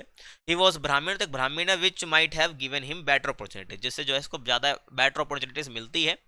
आगे बात करें, और इट हैड मल्टीपल टैलेंट्स, तो सुब्बू के बारे में क्वेश्चन काफी आता है, ठीक है। सुब्बू मल्टी टैलेंटेड कैसे है, इस आपको लिखना है। तो ये एक्सीलेंट फिल्म राइटर है ना, जो कि बहुत अच्छे अच्छे आइडियाज के साथ आता है, बहुत अच्छे आइडियाज इसको बहुत जल्दी आ जाते हैं। पोएट है, wrote in simple style for the masses. Actor भी है, प्लेड माइनर रोल्स, तो इन्हें कई बहुत माइनर रोल्स इसने प्ले करे, बट जो भी इनने परफॉर्म करा है ना, तो लीड एक्टर से ज़्यादा अच्छा परफॉर्म इनने कर रखा है। नोवेलिस्ट भी है, तो रोट थिलाना मुनम्बल, फेमस तमिल नॉवल है ये। और ही वॉज लॉयल है, क्रिएटिव है, काइंड है, but had many enemies due to his close relationship with the boss, तो बॉस के साथ इसके बहुत क्लोज रिलेशनशिप है। तो ये क्या है, इसके बहुत ज़्यादा दुश्मन है, एनिमीज भी है। तो आपकी सक्सेस से दुनिया जलती है, तो एनिमीज आपके बनता है, वही बात सुब्बू के साथ भी यहाँ पर है। आगे चले, the story department at Gemini studio had many poets and writers but did very little work, ठीक है ना भाई। तो ध्यान रखना, जो स्टोरी डिपार्टमेंट है, यहाँ पर बहुत सारे पोएट थे, राइटर है, जो कि बहुत थोड़ा बहुत काम किया करते थे। इट इंक्लूडेड अ लॉयर, यहाँ पर लॉयर भी था। टेक्निकली कॉल्ड द अपोजिट, है लॉयर, बट ये अपोजिट एक तरह से काम करता था, ठीक है। ऑफ अ लीगल एडवाइजर, तो लीगल एडवाइजर का जो काम होता है बिल्कुल उसके अपोजिट ये काम करा करता था। Once when a temperamental actor had an outburst, तो एक टेम्परामेंटल एक्टर है, तो ये बहुत आउटबर्स्ट हो जाती है, बस चिल्लाती है। The lawyer recorded her voice, तो जो लॉयर है, क्या करता है, उसकी वॉइस को रिकॉर्ड कर लेता है और प्ले करता है, वापस चालू करता है। तो शी वॉज शॉक्ड, डर जाती, शॉक हो जाती है, और she quite acting for ever, ठीक है। और वहां पे क्या करती है भाई, उसके बाद वो एक्टिंग को छोड़ देती है इस चीज के बाद। और many poets worked eight Gemini studios but they had little political awareness, ठीक है। बहुत सारे पोएट काम करते हैं, लेकिन बहुत कम उनको पॉलिटिकल अवेयरनेस है ना। दे blindly supported Gandhi and khadi, किसको सपोर्ट करते हैं, गांधी खादी को सपोर्ट करते हैं, बट हेटेड कम्युनिज्म और विदाउट अंडरस्टैंडिंग इट, तो कम्युनिज्म को समझे बिना जो है उसकी वो हेट करते हैं। और they believed communist were evil, had no family values and created unrest, तो सोचते हैं भाई जो कम्युनिस्ट हैं ये बहुत दुश्मन है, एविल हैं, और हैड नो फैमिली वैल्यूज, इनके अंदर कोई फैमिली वैल्यूज नहीं है, जो कम्युनिस्ट होते हैं, जो कम्युनिज्म को फॉलो करने वाले कम्युनिस्ट खिलाएंगे। एंड क्रिएटेड अनरेस्ट, और ये अनरेस्ट क्रिएट करते हैं जहां भी मतलब ये रहते हैं, ठीक है भाई। आगे चलो, इन 1952 a foreign theatrical group called MRA Gemini studio में आता है। They perform place like Jotham valley, ध्यान रखना है, and the forgotten act factor which impressed everyone, तो दो ये परफॉर्म करते हैं प्ले को, जो कि सबको क्या कर देते हैं, इम्प्रेस कर देते हैं। The place had Christian and anti communist themes, जो प्लेस थे ये क्रिश्चियन और एंटी कम्युनिस्ट थीम्स पर बेस्ड थे। But the people at Gemini did not understand the deeper message, ठीक है। तो जो लोग थे जेमिनी स्टूडियो में इसके डीपर मैसेज को नहीं समझ पाए, और इंस्पायर्ड बाय MRA प्लेस, और इंस्पायर हो जाते हैं भाई MRA प्लेस से। और जो तमिल फिल्म्स है वो स्टार्ट कर देती है किसको, सनराइज और सनसेट के सीन्स को इंक्लूड करना, ठीक है, अपने फिल्म में तमिल फिल्म जो ऐड करना स्टार्ट कर देती है। MRA प्लेस इंस्पायर होके। अब mystery visitor from England arrived at Gemini studio, तक मिस्टीरियस बंदा आता है जो कि इंग्लैंड से आता है जेमिनी स्टूडियो में। और the staff thought he was a famous English poet like Wordsworth और टेनिसन, सोचते हैं भाई पोएट जो है ये बहुत फेमस इंग्लिश पोएट होगा, ठीक है, और टेनिसन। तो मिस्ट्री थी कौन था ये बंदा, ये तो बाद में पता चलता है। However, the visitor was actually Stephen Spender, जो ये था एक्चुअल में कौन था, स्टीफन स्पेंडर था, बट सबको नहीं पता था ना। Poet and editor of magazine the encounter, जो कि क्या है, द एनकाउंटर मैगजीन है, इसका पोएट भी है, इसका एडिटर भी है। The boss gave a speech but no one understood the visitor's accent, ठीक है, बॉस स्पीच देता है, बट कोई भी जो है ना, जो विजिटर आया था ये, इसके एक्सेंट को कोई समझ नहीं पाता है। The visit ended in confusion, जो विजिट होती है किसकी, उस इंग्लिश मैन की, वो कन्फ्यूजन के साथ खत्म होती है with both the audience and poet feeling lost, जो पोएट है अशोका मित्रन वो भी, और जो ऑडियंस है वो भी बिल्कुल एक तरह से कंफ्यूज रहती है, ठीक है ना, एक फीलिंग लॉस्ट वाली फीलिंग उनको आ रही होती है क्योंकि समझ कुछ नहीं आया था उनको। अब देखो, later the author found an advertisement, एक एडवर्टाइजमेंट जो है भाई ऑथर ढूंढते हैं इन द हिंदू, ये ध्यान रखना, about short story contest by the Encounter. तो ये एनकाउंटर भाई, तो यहाँ पर देखते द एनकाउंटर कॉन्टेस्ट देखते, जो कि एक एनकाउंटर शॉर्ट स्टोरी कॉन्टेस्ट था हिंदू, द हिंदू में एडवर्टाइजमेंट ये देखते हैं, ठीक है, द एनकाउंटर की तरफ से।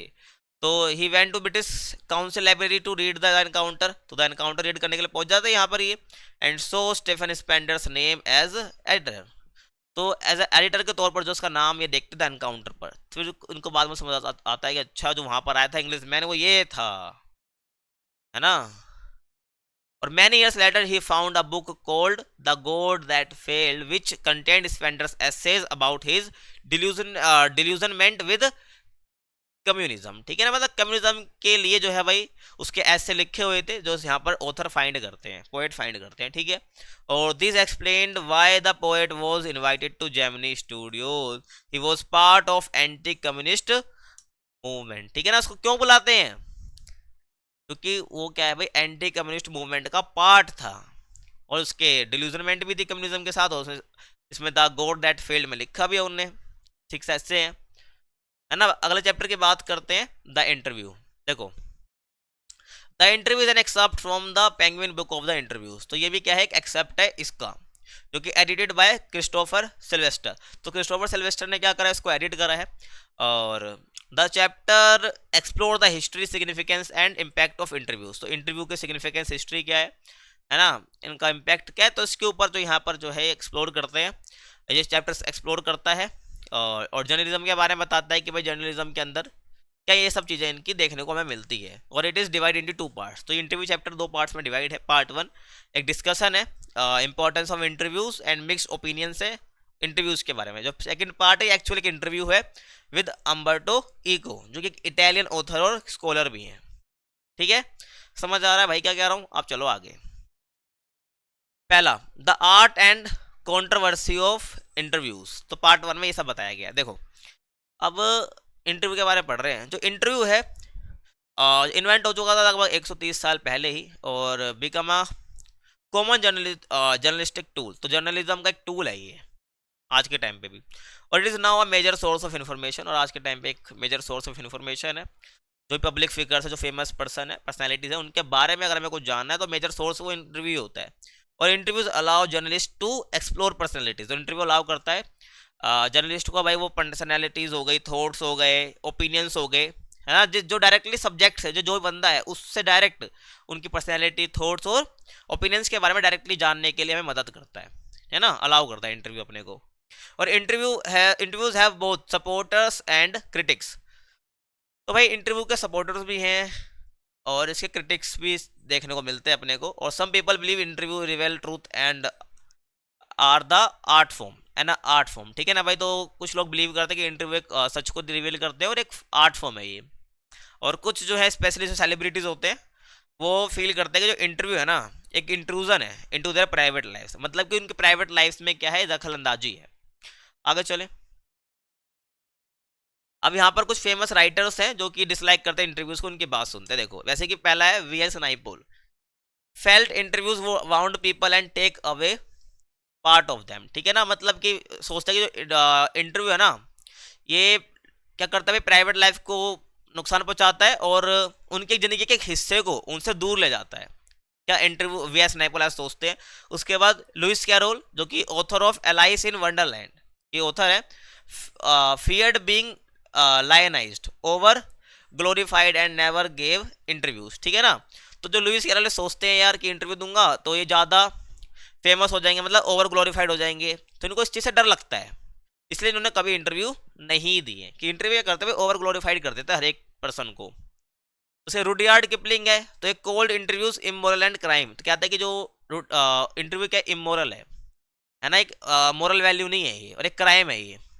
और yet he once interviewed Mark Twain, और उन्होंने खुद एक बार इंटरव्यू ले रखा है मार्क ट्वेन का। उसके बाद H.G. वेल्स है, refer to it as an ordeal but still participated in many interviews, तो एच.जी. वेल्स जो है भाई रेफर करते हैं कि भाई कि और डील है, बट फिर भी जिन्होंने काफ़ी इंटरव्यूज में पार्टिसिपेट करा है, ठीक है भाई। और मैंने इस चैप्टर लाइव में भी करा रखे हैं, आप वो भी देख सकते हो जाके, ठीक है। उसके बाद सोल बेलो, तो compare interviews to thumb prints on his wind pipe, ठीक है। सोल बेलो बोलते हैं कि भाई जो इंटरव्यू क्या है, जैसे कि हमारे किसी ने विंड पाइप पे थंब रख दिया हो, ठीक है, और मीनिंग दे सफोकेटेड हिम, ठीक है ना, कि जो इंटरव्यू उनको सफोकेट कर देते हैं, किसी ने उनके थंब प्रिंट्स रख दिए उनके विंड पाइप पे, जिससे कुछ बोल ही ना पाए। अब पावर ऑफ इंटरव्यूज की बात करें तो डिस्पाइट दिस क्रिटिसिज्म जो हमको राइटर से देखने को मिले हैं, interviews are a powerful medium, ठीक है। तो इंटरव्यू क्या एक पावरफुल मीडियम है, जैसे कि जर्नलिस्ट डेनिस ब्रेन क्या कहते हैं कि today most of what we know about our contemporaries is through interview, जो भी हम अपने आसपास के बारे में जान पाते हैं वो इंटरव्यूज की मदद से ही हम जान पा रहे हैं। और interviewers hold unprecedented power and influence, जो इंटरव्यूअर्स होते हैं क्या बहुत पावर होती है ना, और इन्फ्लुएंस होता है, यहां पर ये बोलते हैं, ठीक है, ध्यान रखना। सेकंड पार्ट की बात करूं, an interview with Umberto Eco, देखो भाई this part is an interview between Umberto Eco, famous Italian novelist and scholar है। और दूसरा जो इंटरव्यू ले रहा है वो कौन है, मुकुंद पद्मन भन, ठीक है, फ्रॉम द हिंदू, तो द हिंदू से एक इंटरव्यूअर है, ठीक है, समझ आया। अब आगे चलते हैं, देखो Eco was a professor at university of Bologna, तो यहाँ पर जो अम्बर्टो इको है एक प्रोफेसर है इस यूनिवर्सिटी के, और he was known for his work in semiotics, study of science कहते हैं, ठीक है, और लिटरेरी क्रिटिसिज्म एंड फिलोसफी, तो अपने इस काम के लिए जाने जाते हैं। और he wrote academic books, essays, children books and novels, इन्होंने सब लिख रखा है। हिज मोस्ट फेमस नॉवल है, एक बहुत फेमस नॉवल है इनकी, the Name of the Rose, sold over 10 million copies world wide, लगभग इतनी कॉपीज जो है ये बिक चुकी हैं इसकी, तो इसी से जो है इनको बहुत पहचान मिली है, ठीक है, इनकी इस नॉवल से। और इन्होंने सोचा भी नहीं था कि जो नॉवल इतनी बिकेगी, फिर भी पता नहीं कैसे बिक गई है, ठीक है, तो वही बात है।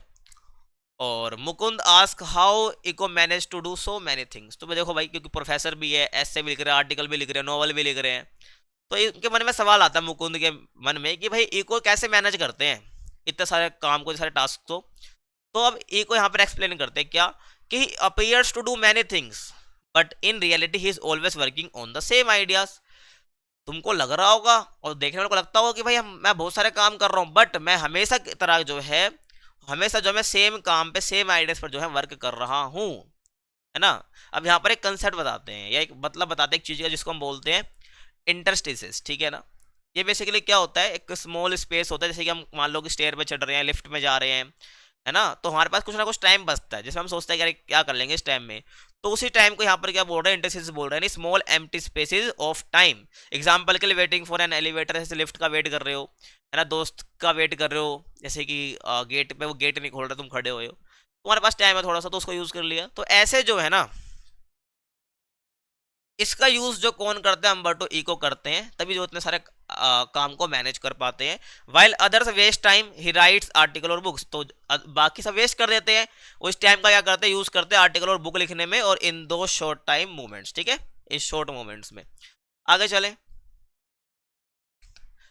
अब Eco's academic writing is not dry और boring like traditional scholarly works, ठीक है, जो एको की जो राइटिंग है ना, एकेडमिक राइटिंग है, वो बिल्कुल सूखी सूखी सी या बोरिंग नहीं है, जैसे बाकी ट्रेडिशनली स्कॉलरली वर्क्स होते हैं। When he wrote his first doctoral dissertation, professor notice that कि instead of just listing facts, Eco narrated his research like a story, तो जैसे अपने कोई भी इन्होंने रिसर्च लिखते हैं तो बिल्कुल स्टोरी की तरह नरेट कर रखा है किसने, अम्बर्टो इको ने, सिर्फ फैक्ट नहीं बताया। और this narrative style made his academic books engaging, जो उसकी स्टोरी टाइप की जो जो रिसर्च थी स्टोरी की फॉर्म में लिखी, इसने क्या करा, इसके बुक को बहुत एंगेजिंग बना दिया इस स्टाइल ने। और it also help him to become a novelist, और इससे एक नोवेलिस्ट बनने में इनको मदद मिली, और लेटर इन लाइफ, ठीक है, बाद में ये नोवेलिस्ट बन जाते हैं इसी वजह से, इनके इस खूबी की वजह से। Mukund ask why Eco serious intellectual book become best seller, जो the Name of the Rose है, ये काफ़ी इंटेलेक्चुअल काफ़ी हार्ड बुक मानी जाती है, तो फिर भी कैसे एक बेस्ट सेलर कैसे बन गई, ये मुकुंद पूछता है। तो इको क्या कहते हैं, सुनो भाई, journalist and publishers think people only like ऐसे एंटरटेनिंग बुक, जो लोग हैं ना केवल एंटरटेनिंग बुक पसंद करते हैं, एसेट इजी टाइप बुक पसंद करते हैं, है ना। इन रियलिटी बहुत सारे रीडर्स भी होते हैं जो कि कॉम्प्लेक्स और चैलेंजिंग बुक्स को पढ़ना ही पसंद करते हैं, ऐसा इको कहते हैं। और हिज नोवेल वॉज यूनिक, इनके जो नोवेल है नेम ऑफ रोज काफी यूनिक है, because it combined detective fiction with history, metaphysics and theology. तो इन्होंने क्या करा, इन तीनों का एक तरह से मिक्सचर कर दिया है अपनी नोवेल में, तभी जो है यहाँ पर ये यूनिक बन जाती है। और सुनो, Eco also shares a funny story, एक फनी स्टोरी बताते हैं क्या। His American publisher thought the book would not sell because, ठीक है, तो यहाँ पर अमेरिकन पब्लिशर था द नेम ऑफ रोज का, तो वो कहते हैं कि भाई इतनी बुक नहीं बिकेगी, है ना। तो अमेरिकन डोंट स्टडी लैटिन, तो अमेरिकन जो है ना वो पढ़ते नहीं है लैटिन लैंग्वेज को। American have never seen a cathedral, और अमेरिकन ने कभी कैथेड्रल वगैरह देखा नहीं है, दोनों ध्यान से ना। और how ever the book become a massive hit in the US, और इस यूएस के अंदर ये बुक काफ़ी हिट होती है, और सेलिंग ओवर 2 मिलियन कॉपीज, अकेला अमेरिका में इतनी कॉपी बिक जाती हैं। और इको से सक्सेस इज अनप्रेडिक्टेबल, और इको कहते हैं भाई सक्सेस अनप्रेडिक्टेबल है, कब किसको सक्सेस मिल जाए पता नहीं होता है, लेकिन मिल जाती है, बस वेट करते रहना चाहिए और मेहनत करते रहनी चाहिए। और if he had written it 10 years earlier और 10 year later it might not have worked, और कहता है कि अगर मैं इसको 10 साल पहले लिख देता और 10 साल बाद लिखता तो ये शायद वर्क ना करते इतना जितना अब ये सेल हो गई, ठीक है। उसके बाद despite writing best selling novels, Eco still considered himself as a professor first, ठीक है। बहुत चीज़ वो करते हैं, नॉवलिस्ट नॉवल इनकी फेमस होगी, फिर भी अपने आपको ये पहले प्रोफेसर कहलाना ज़्यादा पसंद करते हैं। और Eco's himself university professor who writes novels on Sunday, एक ऐसा प्रोफेसर यूनिवर्सिटी प्रोफेसर जो कि संडे को केवल नॉवेल्स लिखता है। और ही प्रिफर्स अटेंडिंग अकेडमिक कॉन्फ्रेंसेस, तो एकेडमिक कॉन्फ्रेंसेस को ज़्यादा अटेंड करना पसंद करते हैं रेदर देन राइटर्स मीटिंग, जो राइटर्स की मीटिंग होती है उससे ज़्यादा ये कौन सी कॉन्फ्रेंस होती है, जो एकेडमिक कॉन्फ्रेंस होती है वहाँ पर जाना पसंद ये करते हैं। लास्ट चैप्टर भाई गोइंग प्लेसेस, इसकी बात कर लेते हैं। देखो गोइंग प्लेस है ना एक स्टोरी है जो कि एक्सप्लोर करती है theme of adolescent dreams, hero worship and the contrast between fantasy and reality. तो गोइंग प्लेस में अब एक स्टोरी है ना, सोफी की, जहाँ पर उसके मदद से हमें बताया जाता है किस प्रकार से जो ड्रीम होते हैं एडोलेसेंट में, जो यंग एज होती है 18-19 साल की, 16-17 साल की, तो यहाँ पर जो ड्रीम होते हैं बच्चों के एडोलेसेंट ड्रीम होते हैं, हीरो वर्शिप होती है ना, किसी क्रश होती है, किसी का कोई हीरो क्रश होता है, तो वही चीज़ है। तो हीरो वर्शिप को जिसमें जो है फैंटेसी और रियलिटी के बीच में यहाँ पर कॉन्ट्रास्ट दिखाया है कि भाई रियलिटी कुछ और होती है, तुम सोच कुछ और रहे होते हो, वही चीज़ है। द प्रोटागोनिस्ट सोफी, मतलब मेन जो इसमें नरेटर है, जो मेन कैरेक्टर है वो सोफी है, is a young girl from working class family, कैसी फैमिली से आती है कि वर्किंग क्लास है, मिडिल क्लास है, लोअर मिडिल क्लास भी आप कह सकते हो, हु हैज़ बिग ड्रीम्स, तो सोफी के बहुत बड़े बड़े ड्रीम्स हैं और अनरियलिस्टिक फैंटेसीज है जो पूरा हो ही नहीं सकती, उसकी रियलिटी से बहुत दूर है, about her future and her favourite football star Danny कैसी, कि डैनी कैसी मेरे से मिलने आया था। तो ये कैसे एक सपना है, फैंटेसी आप कह सकते हो, जो उसने मन गढ़ंत बना रखी है और इसी के इसको सब कुछ रियल लगता है जो ये चीज़ें सोच रही हैं। और the story captures her imagination, जिसकी इमेजिनेशन की फैंटेसी है, स्टोरी इसी को कैप्चर करती है और डिज़ायर्स को इसके, और अल्टीमेट डिसअपॉइंटमेंट को जब इसको रियलिटी चेक मिलता है कि भाई ये तो सब ड्रीम था मेरा, ठीक है, ध्यान रख रहे हैं। आगे चलें। अब देखो भाई, तो सोफी कौन है, एक स्कूल गर्ल है जो कि डे ड्रीमिंग करती है, मतलब दिन में सपने देखने वाली लड़की है ये, about her future while working home with her friend Jansie, तो अपनी फ्रेंड के साथ जिसका नाम जेंसी है उसके साथ ये भाई जा रही होती है अपने घर, ठीक है, चल चलते स्कूल से, तो वहाँ पर डे ड्रीमिंग कर रही होती है। तो she wants to open a boutique but has no money, अब ये सोफी है भाई बुटीक खोलना चाहते हैं लेकिन इसका कोई मनी नहीं है। जेंसी जो है भाई ज़्यादा प्रैक्टिकल है सोफी से, और ज़्यादा और प्रैक्टिकल भी मिच्योर भी है, ठीक है, ध्यान रखना, जो कि रिमाइंड करती है इसको बार बार, किसको, सोफी को, कि they are both destined to work in biscuit factory, क्योंकि उन्होंने पहले डिसाइड करा था कि बिस्किट फैक्ट्री में काम करेंगे क्योंकि हमारे घर के हालात ही ऐसे हैं, है ना। लेकिन सोफी के अपने अलग ही दिमाग में चल रहा है, वो फैंटेसाइज करती है अबाउट बिकमिंग अ मैनेजर, कि मैनेजर बनेगी वो, एक एक्ट्रेस बन जाएगी और एक फैशन डिजाइनर बनेगी, तो मतलब समझ रहे हो ना, तो उसकी अलग ही इमेजिनेशन चल रही है। Unlike Jansie, Sophie refuses to accept her working class reality, तो जेंसी को पता है कि मेरी वर्किंग क्लास फैमिली है और मैं कहाँ किस बैकग्राउंड से आती है, लेकिन सोफी जो है वो भाई इसको मानने को तैयार नहीं होती, वो अलग ही सपने सजा रखी होती है, वो कंटिन्यूज टू ड्रीम बिग, और बड़े बड़े सपने देखने के लिए वो देखती रहती है। बड़े सपने देखना बुरी बात नहीं है, बस उस सपने के लिए काम करना और तुम्हारे दायरे में हो वो, है ना। वो सपने देखे जाते हैं, ध्यान रखना। आगे चले। Sophie family is poor and her father works hard in a factory. तो भाई सोफी की फैमिली बहुत गरीब है और उसके पापा जो हैं वो बहुत फैक्ट्री में बहुत मेहनत करते हैं।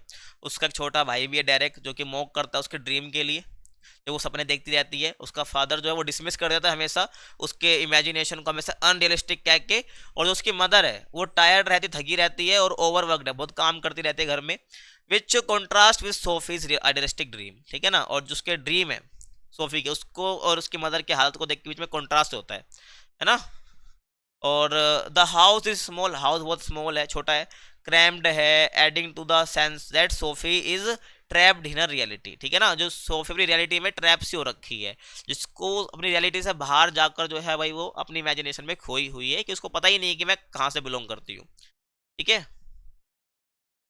और सोफी आइडियलाइज हर ओल्डर ब्रदर जियोफ, तो उसका बड़ा भाई भी है जिसका नाम है जियोफ, तो उसको आइडियलाइज काफी करती है ना। हु इज 30 कह रहा हूँ 3 years older than and works as an apprentice mechanic. तो 3 साल बड़ा है मतलब उससे। ठीक है। और वर्क करता है एज अप्रेंटिस मैकेनिक। और he is quiet and mysterious, काफी क्वाइट रहता है, शांत रहता है और मिस्टीरियस है काफी, which makes Sophie curious about his life, जो कि उसको उसकी लाइफ के बारे में काफी क्यूरियस बना देता है। सोफी भाई क्यूरियस रहती है उसकी लाइफ के बारे में, क्योंकि ज़्यादा बोलता नहीं है वो।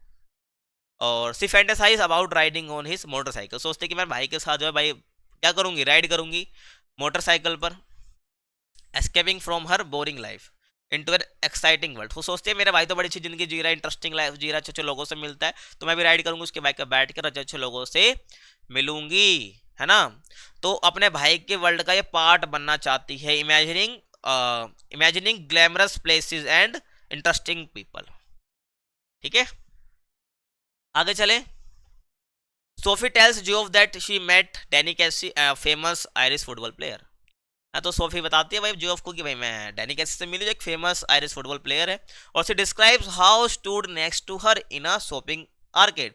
और ये भी डिस्क्राइब करते हुए कैसे जो है उसके बगल में खड़ी थी एक शॉपिंग आर्केड में, और she asked for an autograph, उसने ऑटोग्राफ के लिए भी पूछा डैनी कैसी से, बट मेरे पास पेन पेपर नहीं था, है ना। तो they had no pen paper, और so he promise to meet her again to give her an autograph. तो कहता है कि तुमसे दोबारा मिलूंगा मैं तुम्हें ऑटोग्राफ दूंगा। तो Geoff does not believe her, तो भाई वो बिलीव नहीं करता है, but wants to believe it could be true, और सोचता भी सच भी हो सकता है, बट वो ज़्यादा बिलीव नहीं करता है। When Sophie's father hears about it, he dismiss it as nonsense, और जब उसका पापा जी सुनते हैं तो वही डिसमिस कर देते हैं कि नॉनसेंस है ये। ठीक है। आगे चलें। अब Sophie is deeply attached to her fantasy. अब सोफी भाई वो डीपली अटैच्ड है अपनी फैंटेसी से, और अपनी स्टोरी को खुद ही रिपीट करते रहते हैं खुद से। और she imagines their conversation, his appearance and how special their meeting was. और वो उसके अपीयरेंस, उससे जो कन्वर्सेशन हुई डैनी कैसी से, और उसकी जो मीटिंग कितनी अच्छी थी, स्पेशल थी, तो उसी के बारे में जो इमेजिन वो करती रहती है। ठीक है। जब वो उसको लगा कि वो मिल गई, बट एक्चुअल में हुआ थोड़ी ऐसा ही है। She even defends Danny Casey, claiming he is not like other footballers. और डैनी कैसी को भाई क्या करती, डिफेंड भी करती है कि वो अदर फुटबॉलर्स की तरह नहीं है। और does not have many girlfriend, उसकी को ज़्यादा गर्लफ्रेंड भी नहीं है भाई, है ना। जैसे बाकियों की होती होगी, इसकी ज़्यादा गर्लफ्रेंड भी नहीं है। और Geoff remains sceptical but keeps the secret. तो जियोफ को भाई शक होता है इस पर क्या कह रही है ये, है ना, फिर भी जो है इस बात को सीक्रेट ही रखने की कोशिश करता है। On Saturday Sophie, her father and उसका जो छोटा भाई डायरेक्ट जो है वो जाते हैं यूनाइटेड प्ले, फुटबॉल देखने। और डैनी कैसे स्कोर सा गोल, तो डैनी कैसे करता है, गोल को स्कोर करता है, making the crowd go wild. जो क्राउड है काफ़ी वाइल्ड हो जाती है। और Sophie feels proud and emotionally connected to Casey, है ना भाई। और सोफी बहुत प्राउड फील करती है और इमोशनली कनेक्टेड फील करती है डैनी कैसी के साथ, और as if she truly knows him, जैसे कि डैनी कैसी सही में इसको जानता है और ये इसको सही में जानती है। और after the match her father celebrate at the pub, और जो उसका पापा है भाई वो पब में सेलिब्रेट करता है, while Sophie holds on to her fantasy, और अपनी फैंटेसी में खोई हुई है। और Jancy hears about Sophie's meeting with Danny Casey, तो वही जैंसी जो उसकी दोस्त है, वो उसको पता चलता है वो सोफी की मीटिंग हुई है डैनी कैसी के साथ फ्रॉम हर ब्रदर फ्रैंक। तो जो फ्रैंक ब्रदर है किसका, अपना एजेंसी का, तो उससे पता चलता है इसको, है ना। तो सोफी गेट्स एंग्री, तो भाई सोफी जो है भाई बहुत एंग्री हो जाती है। At Geoff for telling others as she wanted to be a secret. अपने जियोफ भाई जो उसको बताया था ना, तो उससे काफी मतलब गुस्सा हो जाती है कि उसने कैसे बता दिया, बट जियोफ ने थोड़ी ना कुछ बताया है, उसको अपने भाई से पता चला है, क्योंकि वो सोफी इसको सीक्रेट रखना चाहती थी। Jancy is excited but sceptical and Sophie tries to drone down plate to avoid a scandal. वो चाहती नहीं थी कि अभी कोई बखेड़ा खड़ा हो जाए, उसके पापा को पता चल जाए चीजें, जिससे कि स्कैंडल खड़ा हो जाए, बखेड़ा खड़ा हो जाए। और at night Sophie walks to the canal and a place where lovers meet. तो सोफी भाई चलती है कैनाल की तरफ जहाँ पर लवर्स मिलते हैं, है ना, और वेटिंग फॉर डैनी कैसी, डैनी कैसी का वेट करती है। सी इमेजिन हिम कमिंग, वो इमेजिन करते कि भाई वो आ रहा है, उससे बोलेगा, और गिविंग हर द ऑटोग्राफ, उसे ऑटोग्राफ देगा। जैसे जैसे टाइम बीतता रहता है वो रियलाइज करती है कि वो नहीं आएगा, और वो कभी नहीं आएगा, और हर फैंटेसी स्टार्ट्स टू फेड। और जैसे जो उसकी फैंटेसी, जो उसकी इमेजिनेशन, वो धीरे धीरे धुंधली होते जाती है, ठीक है ना। आगे चले, और she thinks about how people will doubt her. और वो सोचती है ना, कि कैसे लोग डाउट करते हैं उस पर, बट कन्विंस हर सेल्फ, फिर अपने आप को फिर से कन्विंस करती है कि शी एंड डैनी कैसी नो द ट्रुथ, बल्कि मैं और डैनी कैसी सच जानते हैं ना, दुनिया कुछ भी सोचे। और हर सैडनेस ग्रो, अब ये भी सोचती है, फिर उसकी सैडनेस ग्रो भी होती जाती है, क्यों, क्योंकि वही डैनी कैसी आया ही नहीं है। और she accept that it was all just a dream, और वो एक्सेप्ट कर लेती है कि भाई क्या है, ये ड्रीम ही है, लो भाई हो गया हम। और उसके बाद she still holds on to the memory of Danny Casey replaying her fantasy in her mind, ठीक है ना।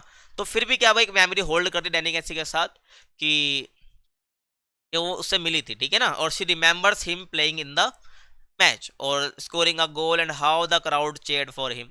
वो भी याद करते हुए मैच देखने गई थी, कैसे भाई सब चेयर कर रहे थे, उसने गोल को स्कोर करा था, वही चीज है।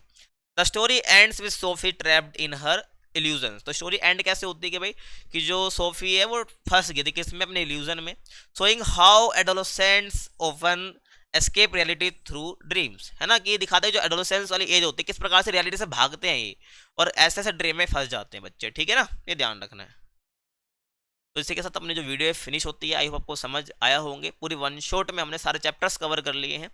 अब जो नेक्स्ट वीडियो आएगी विस्तास के ऊपर आएगी, पूरी वन शॉट सारे चैप्टर कवर कर लेंगे। बाकी कुछ पर्सनल क्वेरी हो तो इंस्टाग्राम पर आप पूछ सकते हो, यूजर नेम आपके सामने है।